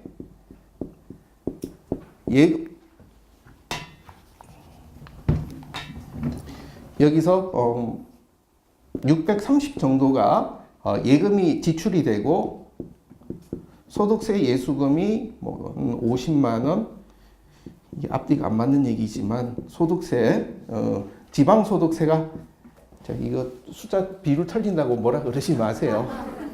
여기에서 20만 원 이렇게 하고 여기서 결국 이 대조 개정되는 게 하나가 없어지게 되겠죠. 그래서 그냥 일반적이라면은 바로 들어와서 빠져버린다 그러면은 이쪽에서는 결국 700만 원 돈이 들어왔다가 예금에서 빠져버리니까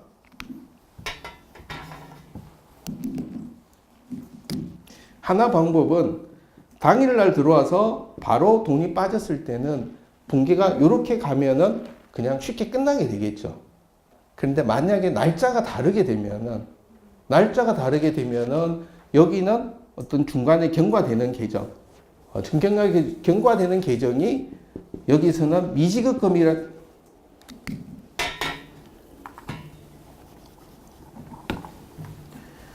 경과되는 계정으로 이거를 미지급금 계정이라고 잡고 이쪽에서 나갈 때 미지급 계정이라고 하면서 어떤 비회계단위 직원급여라고 하는 적요가 들어가서 이게 이쪽으로 빠져나가는 걸 회계 처리하면은 뭐 그거 자체로 끝나게 됩니다. 그래서 붉은색으로 있는 거는 B에서 A로 바로 넘겨오고 바로 지출이 됐을 때는 예금 들어오고 예금 빠져나가니까 분기가 이걸로 쉽게 끝나는데 만약에 하루가 있다 그러면은 하루 이상 걸리면은 예금이 들어오고 이쪽에는 미지급금 잡고 이쪽에는 다시 미지급 빼주면서 예금으로 정리해 주시면은 방법이 되고 이거는 우린 미지급 쓰기 싫다.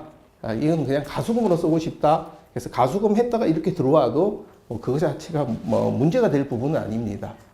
그래서 여기서는 내용이 이게 급여이지 아니면 이것이 나중에 강사비라든지 이런 부분들이 한쪽에서 나중에 정보가 다 관리될 때도 뭐 동일하게 생각하셔도 괜찮은 부분이 됩니다.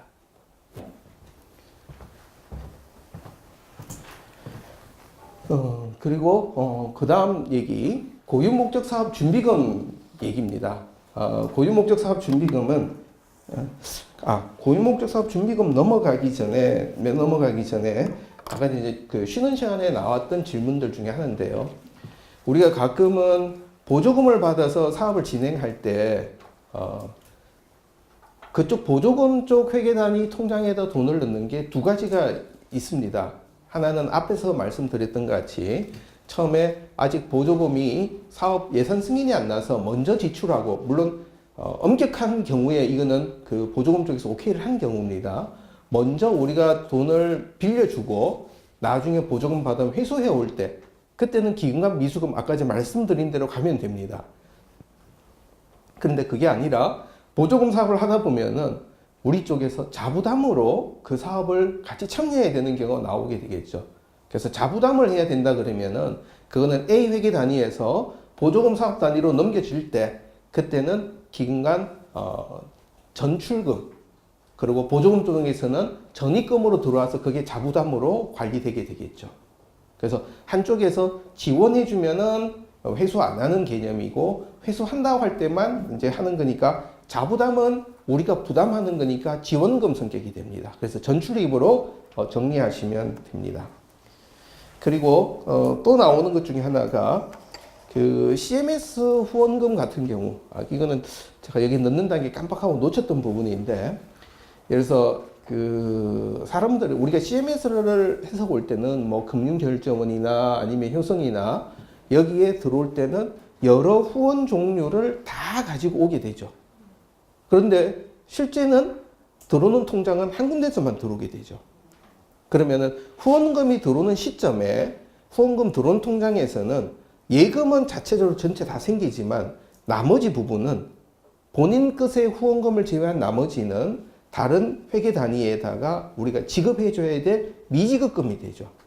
그래서 CMS 들어온 쪽은 예금 잡고 본인 이외의 것들은 다 회계 단위별로 미지급 잡아주게 되고 그리고 그쪽 회계 단위는 아직 우리 통장에는 안 들어왔지만 회계 단위별로 그 미수금을 잡고 그 다음에 후원금으로 인식해주면은 이 전체 그림이 이제 맞아지게 되죠.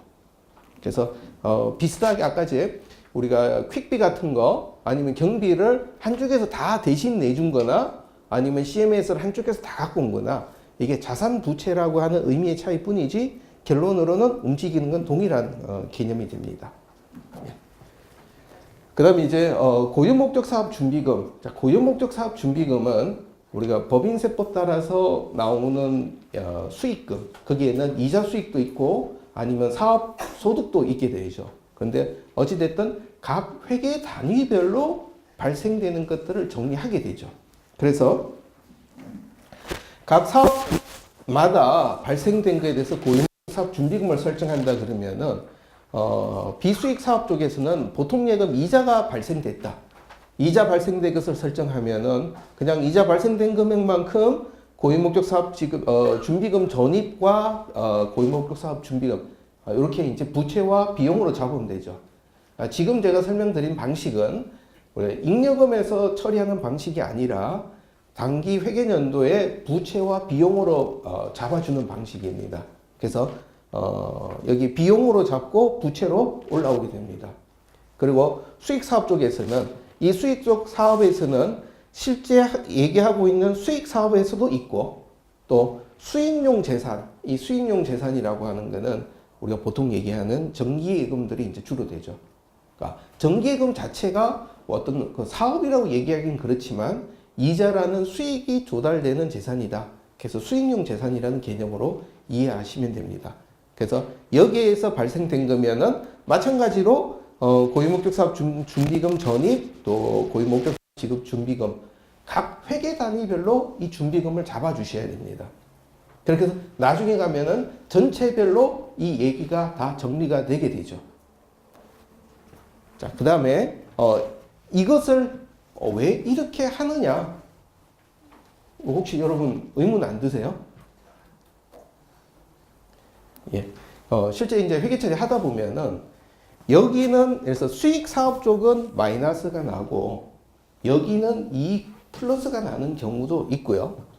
그런데 이제 이 회계 처리를 할 때 플러스 마이너스 제로가 되기도 하는데 각각 회계 단위마다 이 부분을 여러분이 계산해 주셔야 각각 발생되는 운용소득을 정확하게 파악할 수가 있는 게 되는 게 하나가 있고요. 그 다음에 이자 소득과 사업 소득을 구분해서 관리해야 되는 필요성도 있게 됩니다. 근데 그냥 넘어갈게요. 지금 하나 더 깊이 들어가려고 보니까 오늘 이 본질하고는 조금 이제 그 법인세 신고하는 얘기여서 그냥 그 앞에 했던 거 그냥 제가 그냥 여러분 무시하시고 회계 단위별로 발생된 이익금에 대해서 이자는 100%, 나머지는 50% 이렇게 잡아주시면은 그냥 분기가 이렇게 각각 회계 단위니까 이거는 회계 단위 간의 거래는 아니죠. 그래서 요거는 이렇게 넘어가고 그 다음에 나올 수 있는 게 수익사업 회계 단위에서 발생한 잉여금, 그러니까 뭐 발생했던 이익금이겠죠. 이익금 700만 원을 사업하는 목적사업 회계로 돈을 이체시켜 줬습니다. 여기서 발생했다는 이익금이라는 얘기는 이미 고유목적사업 지급준비금이 설정되어 있다는 얘기가 되죠. 설정되어 있다 보니까 그 얘기는 보통예금 700만 원이 빠지면서 고유목적사업 준비금 자체를 다른 쪽으로 넘겨주는 겁니다. 그러니까 지금 여기 밑에 있는 분기하고 같이 한번 우리가 좀 아예 다 열어놓고 한번 볼게요. 지금 일부 회계 처리 얘기를 한 데에서 고유목적 사업 준비금을 수익 사업에서 목적 사업으로 넘겨주면은 이때가 고유목적 사업 준비금 환입이다라고 설명한 경우가 가끔 있어요. 혹시 그런 거 보신 적이 있나요? 자, 지금 여기서 우리가 고유목적 사업 지급 준비금을 환입이라고 잡는 거는 우리가 목적 사업에 썼을 때입니다. 지금 여기에서는 외부에서 봤을 때는 계좌 B에서 계좌 A로 이체된 것에 불과합니다. 아직은 우리가 고유목적 사업 지급 준비금이 사용되거나 없어진 게 아니란 얘기입니다. 아직은 이만큼 목적 사업에 써야 된다고 준비금이 남아 있어야 됩니다. 그래서 그 얘기는 그대로 이쪽에서는 준비금이 줄어들고 받았는 쪽이 보통예금 받으면서 고유목적 사업 지급 준비금으로 이 부분이 들어갑니다. 그래서 여기서 우리가 가져야 되는 기준은 고유목적 사업 지급 준비금은 우리 목적 사업에 실제 사용하는 시점에 환입으로 잡는다. 이게 일반적인 비영리 전체 원칙입니다. 근데 예외적으로 학교 회계에서는 아마 오늘 여기 오신 분들 중에는 사립학교라든지 학교에서 오신 분은 제가 안 계시는 걸로 알고 있습니다. 예외적으로 학교 회계에서는 수익사업 쪽 이쪽 회계에서 목적 사업 쪽으로 넘기는 순간에 고목준비금 사용한 걸로 본다는 예규가 있어요. 국세청의 법 규정들이. 그러다 보니까 학교 회계 쪽은 준비금을 넘겨줄 때 환입이라고 얘기를 하지만 대부분은 우리는 환입이라고 얘기하면 안 됩니다. 대부분의 비영리 공익법인들은 실제 이 돈이 사용되는 시점에 환입이다, 수입이다 이 얘기를 할 수 있을 뿐입니다. 그래서 지금같이 단순하게 계좌 이체는 고유목적 사업 계좌와 예금 잔고와 준비금 써야 되는 것들을 A 회계에서 B 회계로 그냥 옮겨준 것 뿐이다. 그래서 자산 부채 각각을 옮겨준 얘기죠. 그리고 이것은 고유목적 사업 준비금을 부채로 회계 처리하거나 아니면은 보통 순자산에 있는 잉여금으로 회계 처리하는 거나 동일합니다. 그래서 이게 부채로 됐으면 부채 계정 과목으로 일로 넘어오고 또 잉여금으로 했으면은 보통 순자산 쪽에서 그 적립금으로 같이 넘어오게 되겠죠. 그래서 고목준비금은 넘어온 거는 계좌 이체에 불과한 거다. 그 자체 넘겨주는 거는. 그리고 난 다음에 비수익 사업에서 자체 발생됐거나 아니면 수익 사업 아까와 같이 이렇게 넘어온 거, 이렇게 전출받아서 넘어온 거에 대한 그에서 300만 원 사업비로 집행했다. 그러면 집행하는 시점에는 우리가 보통 일반적이면은 보통 예금 300만 원에 무슨 사업비 이렇게 이제 분기가 들어가게 되겠죠. 분기가 들어가게 되는데 거기에 해당되는 것만큼 이 돈의 꼬리는 고유목적 사업 준비금에서 썼다라는 표시 때문에 고유목적 사업 준비금을 빼주고 이 부분을 고유목적 사업 준비금 환입이라는 얘기로 여러분들이 잡아주시면 됩니다. 여기서 계정 과목을 고유목적 사업 준비금 환입이라는 계정을 쓰셔도 되고 고유목적 사업 준비금 수입이라는 계정을 쓰셔도 괜찮습니다. 근데 공식적으로는 공익법인 회계 기준에서는 고유목적 사업 지급 준비금 환입 계정은 5년 이내에 고유목적 사업 지급 준비금 설정하면 5년 이내에 써야 되는데 5년 이내에 썼던 부분이나 아니면 5년 동안 못 쓰고 다시 들어오는 부분이나 다 환입으로 그냥 통칭해서 쓰고 있습니다. 그래서 계정 과목으로는 이렇게 환입이 되는데 아마 나눔셈에서는 이 부분을 고유목적 사업 지급 준비금 수입과 환입 두 가지로 계정 과목을 나눠 놨을 겁니다. 그 이유는 우리가 목적 사업 범위 내에서 5년 내에 제대로 쓰는 거는 그냥 수입이라고 보고 정말 5년까지도 못 쓰고 나중에 이거는 이자 내고 법인세도 내야 될 부분만 환입이라는 걸로 관리하자고 고목준비금 수익과 환입 두 가지로 좀 구분했으니까 뭐 그렇게 계정 과목이 왜 이건 또 왜 이렇게 있냐 그렇게 구분해서 보시면 되겠습니다. 자 그러면은 사용한 쪽에는 그냥 요 얘기대로 그냥 사업비 나가고 예금 나가고 그다음에 준비금 줄여주고 환입 잡아주고 하게 되겠죠. 그다음에 이제 이런 경우가 조금 이제 아마 회계 처리할 때 상당히 좀 곤란한 부분이 나올 수 있는 경우입니다. 예를 들어서 앞에와 같은 경우는 예금에서 예금으로 바로 이체시켜 줬습니다. 그러니까 우리가 회계 처리가 예금이라는 게 중간 매개체가 되니까 쉬워요. 근데 예를 들어서 지금 같은 경우 만기에 1억 원이 정기예금이 있었던 거를 우리 정기예금은 이자 받는 거니까 기타 사업으로 별도로 회계단위를 별도로 수익연계선으로 따로 빼고 있습니다. 그러면 따로 뺐는데 거기는 보통 예금이나 이런 게 전혀 없어요. 그럼 만기에 예금을 다시 받아가지고 그 중에 이자만 우리 쪽으로 넣었다 했을 때 그러면은 회계 처리가 조금 복잡하게 나눠지게 됩니다. 자, 지금 한번 보면은 일단 정기예금 해지되는 원금이니까 이제 대변에 없어지는 분계가 들어가겠죠. 그리고 정기예금 새로 만들어진 건 뭐 1억 원, 그러니까 요 분계와 이 분계는 우리가 뭐 크게 고민할 내용은 아닙니다. 근데 가만히 보니까 내용이 이자가 600만 원인데 이 중에 세금은 92만 4천 원이고 여기에 507만 6천 원이 회수액으로 되어 있는 겁니다. 그런데 지금 정기예금을 움직이는 회계 단위에서는 정기예금 하나만 있고 다른 그게 하나도 없어요. 뭐랄까 보통예금도 없고, 그러니까 실제로는 예를 들어서 보통예금이 있다면은 이거 자체를 어떤 사업비 계좌라는 보통예금으로 집어넣으면 되는데 이게 아니다 보니까 이 얘기 자체는 바로 목적 사업 계좌로 바로 입금을 시켜버린 거예요. 그 얘기는 뭐냐면 여기에서 이만큼에 대해서 그 고유 목적 사업 지급 준비금으로 설정해서 내년에 이 돈을 써야 되는데 여기는 원래 생겼던 이자 중에 이 금액을 바로 목적 사업 쪽으로 넘겨줬다는 얘기입니다. 넘겨줬는데 넘겨준 것 자체는 우리가 아직 사용된 게 아닌데 이 돈은 어디 가 있느냐? 정기예금 있는 회계 단위가 아니라 우리 일반 목적 사업 계좌로 넘어와 있죠. 그러니까 넘어왔는 이 계좌에서 보통 예금이 이만큼 생기고 준비금이 전입이 되면서 그만큼이 고유목적사업 지급 준비금이 이 밑에 있는 목적사업 회계 쪽에 와서 준비금이 설정이 돼버리는 거죠. 그래서 요 경우가 아마 하시면서 조금은 까다로운 부분이 됩니다. 그리고 여기에서 하면서 또 하나 우리가 좀 유의를 해야 되는 거는 지금 보면은 이자 수입은 600만 원입니다. 근데 고유목적 사업 지급 준비금 전입한 이 금액은 507만 6천 원밖에 안 됩니다.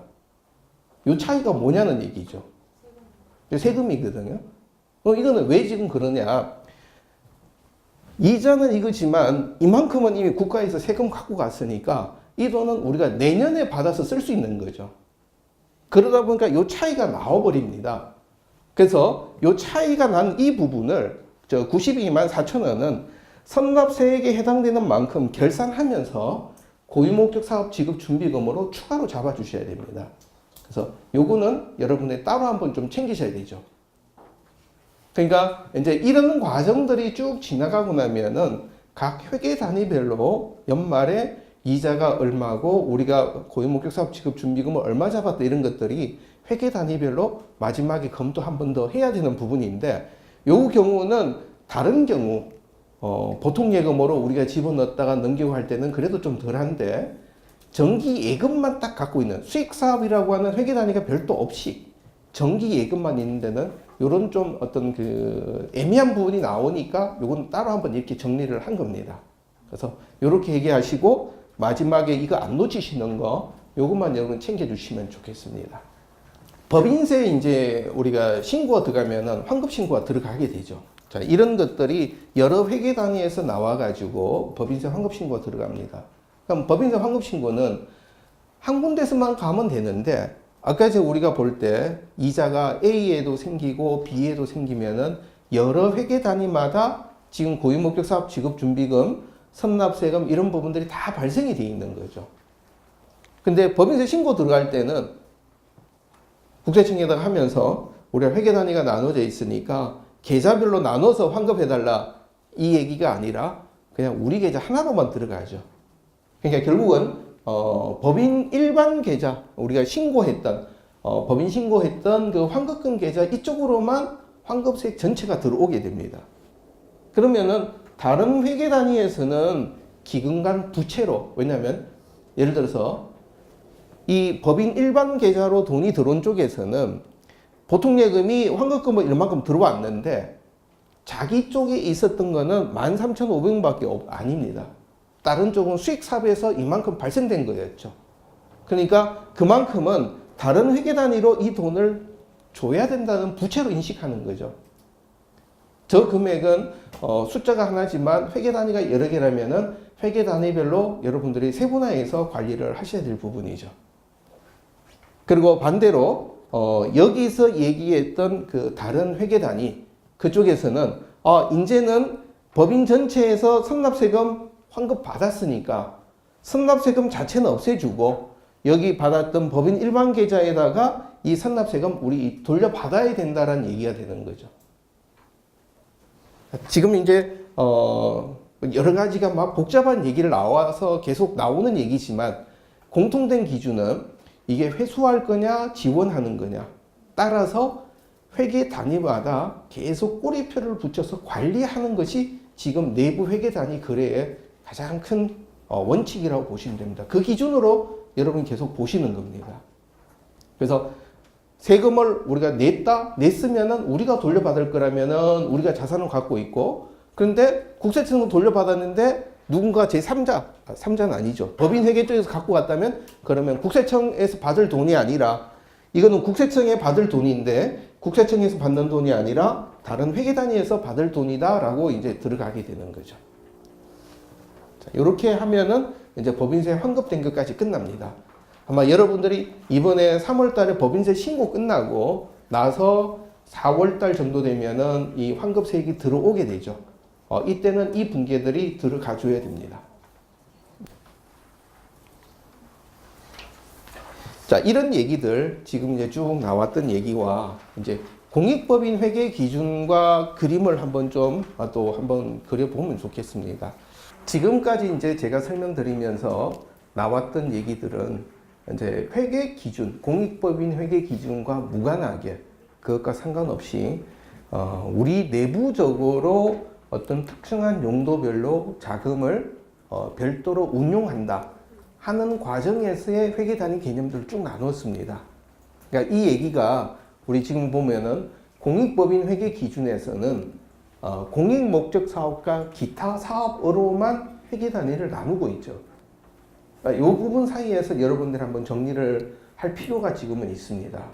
그래서 지금 이 얘기들을 보면은 우리 외부 공시로는 공익 목적 사업과 기타 사업 두 가지만 나오는데 내부적으로는 회계 단위가 A, B 또 여러 회계 단위가 나눠질 수가 있는 거죠. 그래서 여기에는 뭐 법인 회계가 있기도 하고 일반 회계라고 하기도 하고 그건 여러분들이 만들기 나름입니다. 단체의 목적 사업 기능 이런 부분에 따라서. 그리고 마찬가지로 기타 사업에도 회계 단위 뭐 여러 가지가 또 나올 수 있습니다. 그러면은 우리가 결산을 할 때는 이 부분은 나중에 보고서 만들 때 우리가 그룹핑해서 공익 목적 기타로 뽑아내는 것 뿐이지 실제 여러분의 그 결산 작업들은 이 밑단에서 여기에서 세분화된 회계 단위로 그냥 다 가시는 거죠. 나중에 보여주는 것 뿐이니까. 자, 그런 상태에서 보면은 우리 쪽에 나올 수 있는 계정 과목들이 일단 재무상태표 기준으로 본다면은 수익, 기금감, 미수금, 대여금, 수익사업 투자금, 미지급금, 차입금, 기금 이런 부분들에 대한 계정 과목들이 우리가 내부 회계 단위 개념에서 나오게 되죠. 그리고 수익으로 가면은 뭐 기관 전입금, 전출금 하나가 더 나올 수 있습니다. 그래서 법인 전체적으로 보게 되면은 예를 들어서 어떤 회계 단위에서 회계 단위 A에서 기타 사업을 하고 있는 수익 사업을 운영하는 기타 사업 A로 자본금으로 넘겨줬다면은 이 자산 부분에서 수익 사업 투자금이라는 게 나오고 그 다음에 기본 순자산 개념에서 수익 사업 기금이 하나 여기 나오게 되죠. 또 이 회계 단위 A에는 여기 기타 사업에는 저쪽 하나만이 아니라 또 다른 쪽에서도 여기에 돈이 더 들어갈 수 있겠죠. 그러면 결국은 여기서 볼 때는 수익사업 투자금이 어디서 왔는지 이런 부분들이 나중에 관리가 돼야 될 부분이죠. 그리고 그 다음에 여기 돈을 대신 지급해줬다. 기금감, 미수금감, 미지급금 이쪽도 서로 얽히고 설키면서 나올 수 있는 부분이죠. 그리고 또 하나는 반드시 이렇게 공익목적 기타만이 아니라 여기서 보는 것 같이 공익목적 사업 안에 있는 회계 단위 사이에서도 이렇게 미수금, 미지급 이런 얘기들이 나올 수 있는 거죠. 그래서 이 얘기들 자체가 지금 하나가 아니라 여러 가지가 얽히고 설키고 해서 보통 일반적인 경우는 이게 다 진행이 되게 됩니다. 그리고 나중에 이 전체를 나중에 합해지는 통합에서는 여기 자체에서 기금감 미수금과 여기 나오는 기금감 미지급금은 금액이 일치돼야 되고, 마찬가지로 대여금과 차입금이 일치되고, 투자금과 기금이 또 같이 일치돼야 되게 되죠. 그리고 이런 부분들은 제가 처음 이제 이렇게 그 회계 단위를 구분시켜서 결산을 이렇게 한번 어떤 단체 만들어 줬을 때, 그때는 내부 분계를 아직 제가 안 했던 상태에서 결산서를 보니까 단체 재산이 100억이 넘었어요. 왜냐하면은 거기는 기본 재산을 갖고 와서 기본 재산 전체를 수익 사업으로 운용을 하니까 기본 재산 금액만큼이 이중으로 잡혀버린 거죠. 그러니까 금액이 되게 커서 우리 이만큼 재산은 없는데 무슨 재산이 이렇게 많냐, 이런 오해가 생기죠. 그 얘기는 동일하게 수입 지출에서도 똑같아요.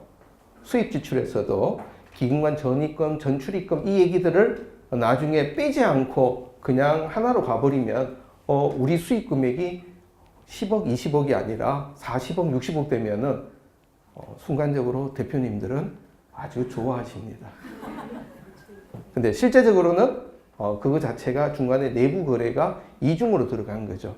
그래서 지금 보시는 것 같이 여기 있는 회계 단위에서는 우리가 내부적으로 관리가 필요하기 때문에 목적별로 관리하는 게 필요하니까 별도로 우리가 하지만, 바깥에 보여주는 우리 전체 법인 결산서가 나오는 이 통합 쪽에는 이 내부 관리를 빼고 가야 됩니다.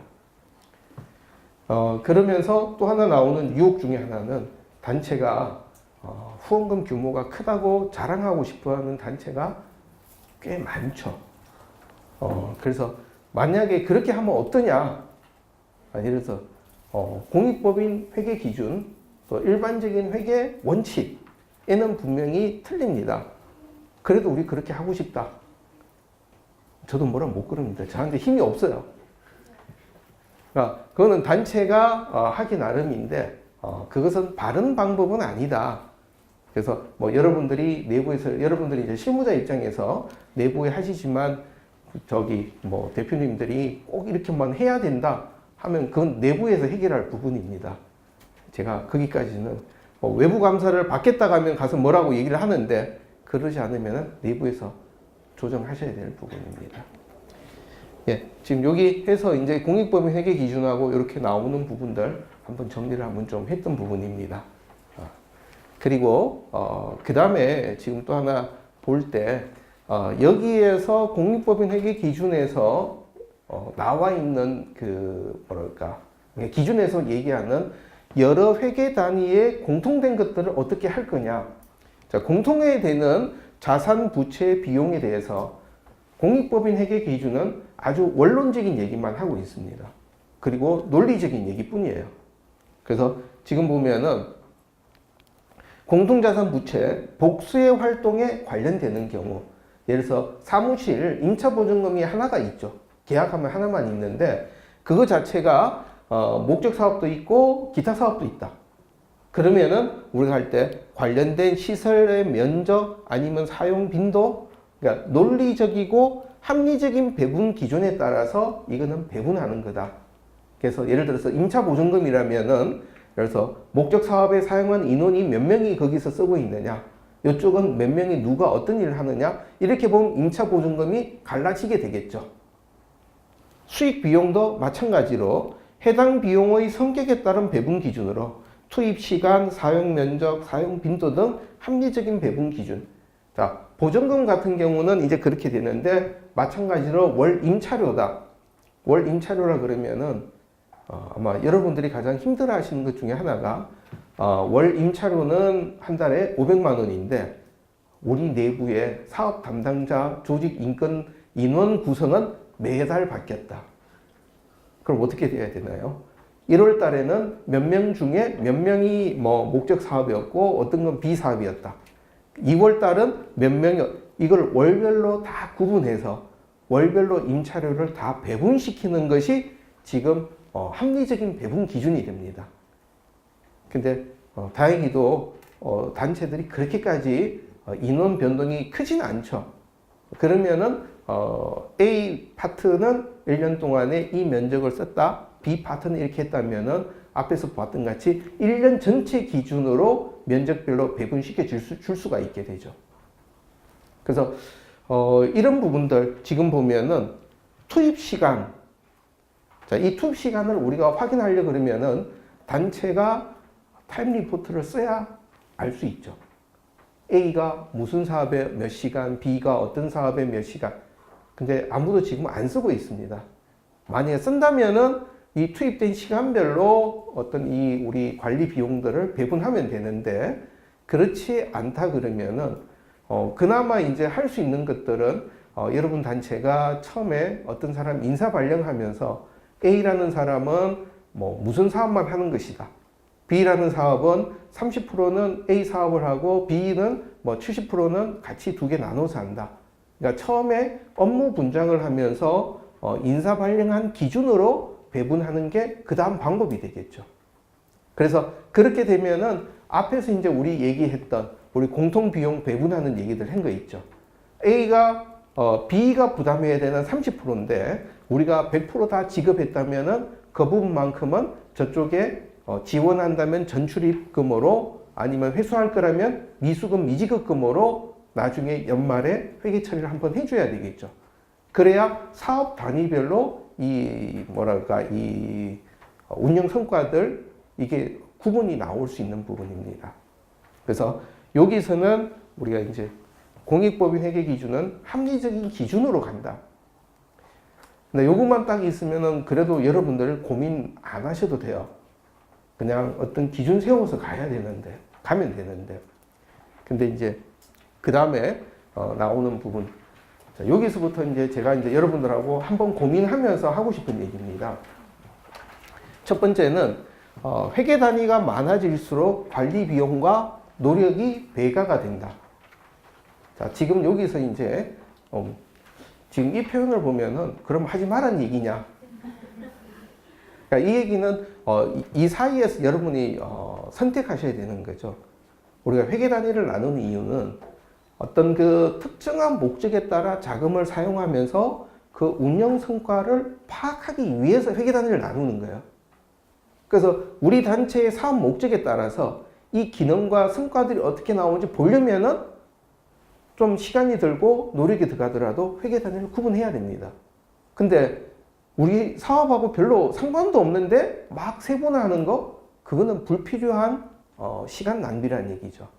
그래서 여기서 회계 단위를 나누는 거는 여러분 사업 목적에 따라서 우리가 수행하는 기능을 어떻게 평가할 거냐. 결국은 우리가 결산서를 만드는 이유는 한 해가 지나고 우리가 이 그 기부금이라든지 아니면 다른 자원들을 우리 목적에 어떻게 사용했는가 보고 그 다음에 어떻게 할 거라는 평가를 따라서 다음에 사업의 수정 방향을 찾기 위해서 결산을 하는 거죠. 그렇다면 회계 단위 나누는 것도 이 사업의 기능별로 나눌 수 있는 것들로 필요하다면 나누고 그런 역할이 없다면은 회계 단위는 나눌 필요가 없다는 얘기입니다. 두 번째 할 부분은 자, 이렇게 해서 회계 단위를 막 얘기했다. 그러면은 연말에 회계 단위 간의 채권 채무 잔액을 상호 차이로 순액으로 한번 조정할 필요가 있습니다. 그거는 뭐 굳이 우리가 이 회계 단위뿐만 아니라 우리가 일반 거래처, 뭐 기업에서도 외상 매출금, 외상 매입금, 미수금, 미지급금 이게 막 섞여 있는 경우 나옵니다. 선수금, 선급금들이. 그러면 평소에는 회계 정리가 아주 매일마다 정확히 끝나면 미지금, 미수금 이런 잔액이 정확하니까 관리가 되는데 근데 그러지 않으면은 중간에 미지급금이 마이너스 나기도 하고 미수금이 마이너스 나기도 하고 그러죠, 잔액이. 그 얘기는 양쪽에 막 가니까 결국 연말에 가서 전체적으로 우리가 여기에 받을 돈이 얼마고 줄 돈이 얼마다. 그래서 순액으로 얼마냐 하는 걸 조정을 한번 해야 되겠죠. 그래서 회계 단위 간의 채권 채무 잔액, 기금감, 미수금, 미지급금, 대여금, 차입금, 또 수익사업 투자금, 그다음에 수익사업 기금 이 부분에 대해서 플러스 마이너스가 돼 있다면은 한번 정리가 필요하다. 두 번째, 연간 회계 단위. 자, 요거는 자산부채 개념이었고 연간 회계 단위 간의 전출입 총액. 예를 들어서 A 회계 단위가 B 회계 단위가 공익 목적 사업인데 서로 막 주고받았다 했을 때 결과적으로 1년을 보니까 결국은 토탈 금액으로 주고받은 게 아니라 한쪽에서 얼마를 지원해 준 게 결론이 되겠죠. 자, 지금 여기서 끄는 제가 특별하게 내부에서 아주 엄격하게 관리하지 않았을 때 얘기입니다. 막 관리 안 하고 하다 보니까 전출입이 막 나온 경우입니다.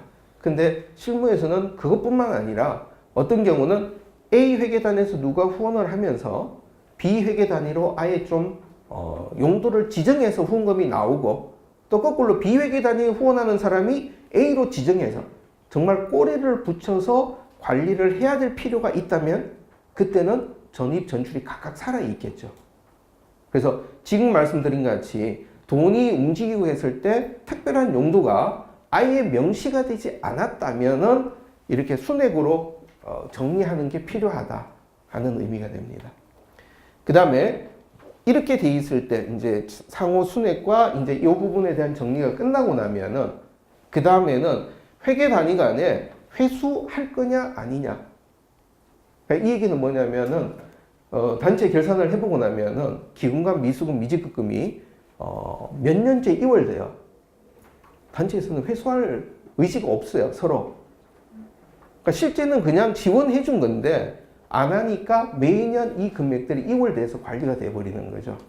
그래서 이 부분은 이 회계 단위에서 저쪽 뭐 A에서 B로 책임지고 넘겨줘야 된다 그러면은 그냥 남겨두지만 이거 그냥 우리 사업 정리하고 또 내년부터 새로 시작할 거다.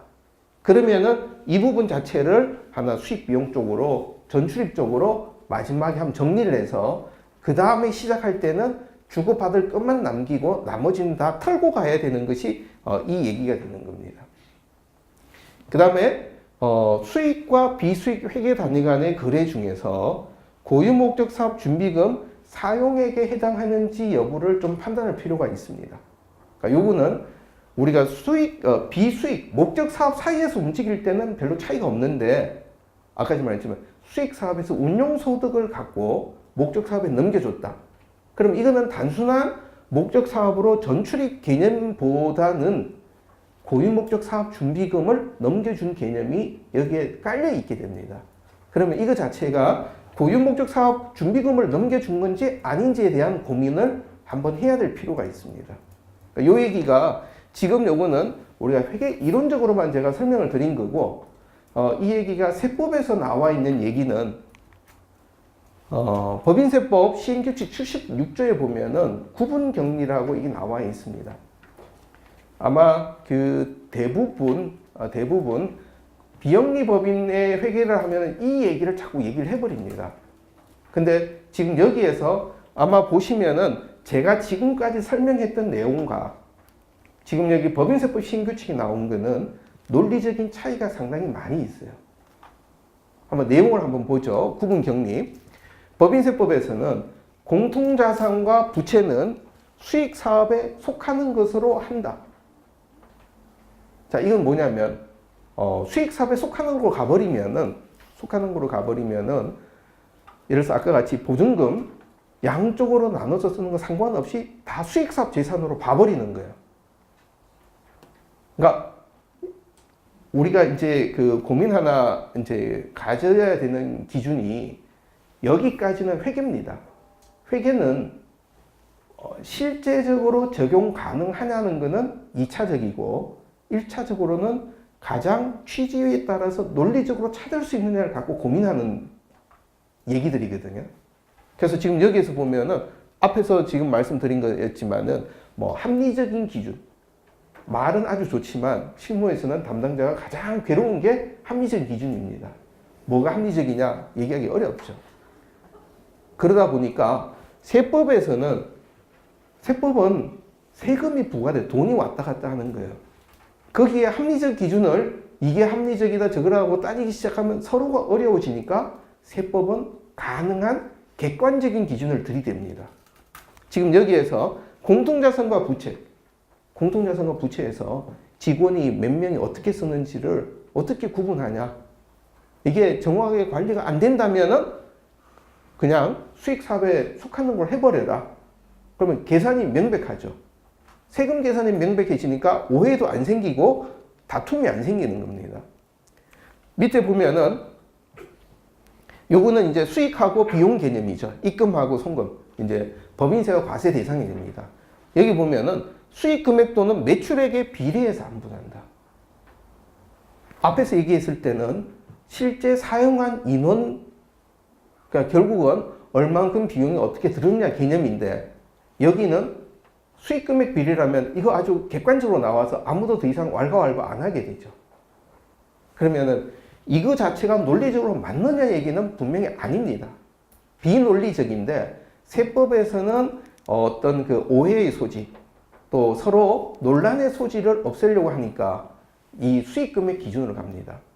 그러니까 가장 말이 안 되는 것 중에 하나가 영리법인 쪽에서도 이렇게 하다 보면은 공통으로, 그러니까 제조업 같은데 원가 배분을 하게 됩니다. 원가 배분을 한다 그러면은 아까 말씀드렸던 사용 면적 기준 뭐 이런 걸로 막 가야 되거든요. 그래야 제품별로 원가 계산이 정확하게 나옵니다. 근데 세법에서는 그 기준 잘 모르겠으면 그냥 매출액 기준으로 해라. 그러니까 결국은 원가가 얼마 들은 거 상관없이 매출액에 비례해서 비용이 그냥 안분돼서 발생이 됐다. 그러니까 비논리적이지만 얘기가 그냥 마무리될 수 있으니까 그 얘기가 지금 여기 구분격리에서 나온 얘기들입니다. 근데 이제 그 얘기가 우리가 말하는 회계와는 전혀 개념이 다른 부분입니다. 그래서 여기에서는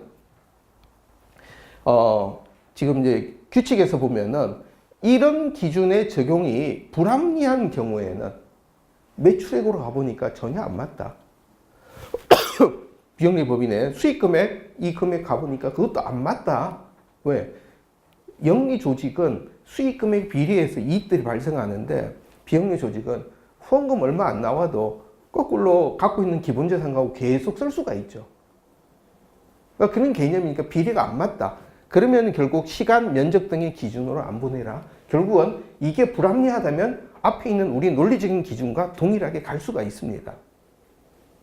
그러면은 세법에서 이 얘기가 나온 거, 지금 구분격리 나온 거는 수익 사업이 있을 때 수익 사업과 비수익 사업 간의 회계 관계입니다. 만약에 여러분 단체가 수익 사업이 전혀 없다면은 이 얘기들은 아무 관심 없어요. 여러분하고는 전혀 상관이 없는 얘기입니다. 근데 이 얘기를 갖고 여러분 회계 처리하게 되면 그건 회계가 아니라 세법의 규정이 되어버리는 거죠. 그래서 요 얘기들은 수익 사업이 있을 때 수익 사업과 비수익 사업 간의 관계다. 그리고 그 얘기에서 비수익 사업에서 수익 사업 여기에서 넘어가는 거는 우리가 앞에서 얘기했던 것과 동일한 얘기입니다. 그래서 수익 사업의 자본, 우리 얘기하는 수익 사업 기금으로 넣었다 이 얘기가 됩니다. 그러니까 원입이라는 게 이제 세법에 나온 용어에서 그냥 넣었는데 자금의 원천이 되는 것을 입금시켰다 이런 개념으로 보시면 됩니다. 그래서 비수익 사업, 아까 얘기할 때 우리가 목적 사업에서 수익 사업으로 넘겨줄 때는 전출입이라는 개념 안 쓴다 그랬었죠. 그래서 그때는 자본이라든지 아니면 미수금이라는 얘기인데, 근데 자본, 그러니까 그 자금이 엄격하게 구분될 때는 이거 자체가 다 자본으로 들어가는 게 정상입니다. 근데 중간에 빈번하게 나오니까 미수금이라든지 대여금 이런 얘기를 제가 넣어뒀던 얘기죠. 그 다음에 수익 사업에서 비수익 사업으로 넘어올 때, 자, 수익 사업에서 비수익 사업으로 넘어갈 때는 세법에서 정리할 때는 이렇게 순서를 정해놨습니다. 그러니까 수익 사업에서 비수익 사업으로 넘어갈 때 처음부터 자본을 상환한다, 자본을 반환한다 이 얘기가 아니라 고유목적 사업 준비금 있는 것부터 가장 먼저 다 쓰는 겁니다. 그래서 고유목적 사업 준비금은 정기 이전부터 이월돼서 넘어오는 것도 있고 단기에 발생된 것도 있고, 그래서 여기는 세법상에 인정된 것부터 먼저 나오고, 그 다음에 고유목적 사업 준비금 중에 우리가 초과해서 설정해, 이런 경우 잘은 없는데 초과해서 했을 때 초과된 부분에 대해서 목적 사업으로 넘어갔다.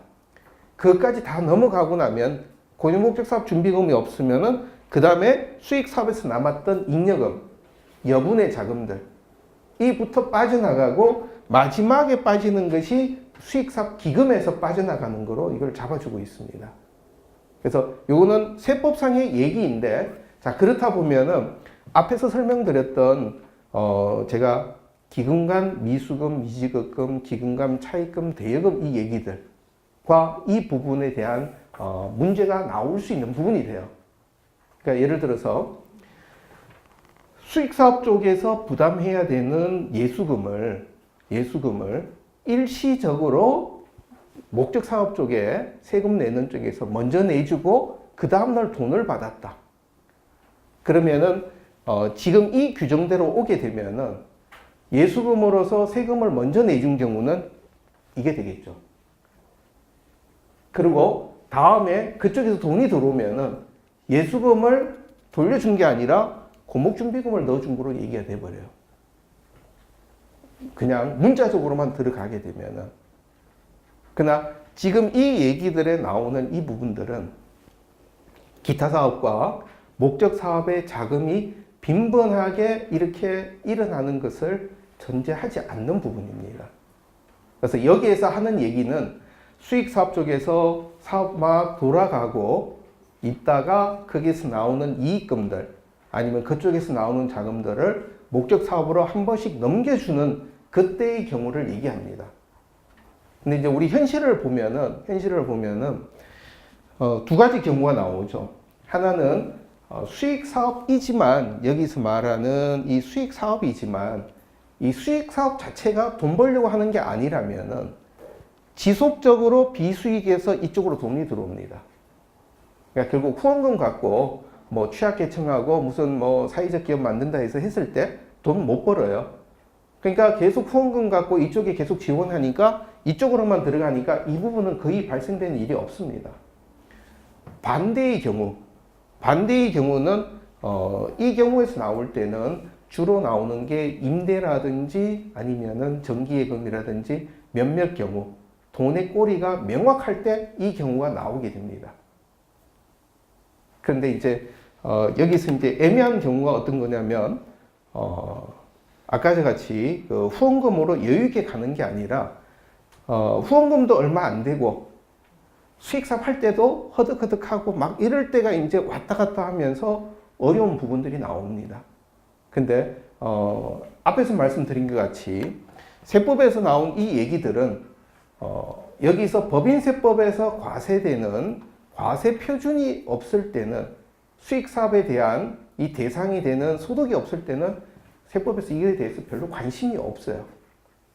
그리고 아까 같이 이렇게 그 수익사업과 목적사업 양쪽이 다 자금이 모자라서 필요할 때마다 왔다 갔다 할 때 이 부분에서는 여기에 대한 것이 엄격하게 적용하는 것이 실질적으로는 의미가 별로 없습니다. 그래서 앞에서 제가 여기에 나온 얘기들은 세법에 이런 규정이 있구나 하고 그 다음에 여러분 단체가 자금을 명확하게 완전히 꼬리표 붙여서 수익사업에서 나온 이익금을 한 번씩 이렇게 온다든지 아니면 목적사업에서 계속 지속적으로 수익사업에다가 그 필요한 돈을 추가로 계속 넣는다 할 때는 이 얘기나 여러분 앞에는 상관이 없고 그 다음에 나머지 경우들 자금이 모자라서 수시로 들어오고 나가고 하는 경우에 대해서는 이 규정에 대해서 크게 고민 안 하시고 앞에 말씀드렸던 기금간 미수금, 미지급금 이쪽 개념들로 정리하고 그대로 가셔도 무리가 없습니다. 예. 그렇게 요 얘기들 전체 한번 그림을 그려보면 좋겠습니다. 예. 여기까지 하고요. 그 다음에 이제 지금 이 화면은 자 지금까지 이제 막 설명드렸던 얘기들 이 얘기를 보면은 제가 설명드렸던 회계 처리가 위에도 분계가 발생이 되고 밑에도 분계가 발생이 되죠. 근데 이제 나눔셈에서는 이게 똑같은 분계가 나오니까 결국 한쪽에서 나가는 돈이 한쪽에서는 똑같은 얘기니까 한 번에 양쪽에 나오게 하자 하고 만들었는 게 이 그 간편전표 쪽에서 내부 거래 전표라는 메뉴입니다. 근데 제가 다녀보니까 이 전표를 모르는 분들이 되게 많아요. 이 마지막 탭에 이렇게 있는 부분인데 그 보시면은 지출 전표, 수입 전표 요거는 그냥 일반적인 얘기고 내부 거래 전표는 이렇게 회계 단위 간에 움직일 때 나오는 전표 처리 방식입니다. 그래서 지금 여기 한번 보면은 지금 여기에는 이제 일반 회계에서 여기에 교육 회계 단위, 컨설팅 회계 단위로 지금 요렇게 1250만 원과 730만 원의 자금을 한쪽에서 이체해 줄 때 얘기입니다.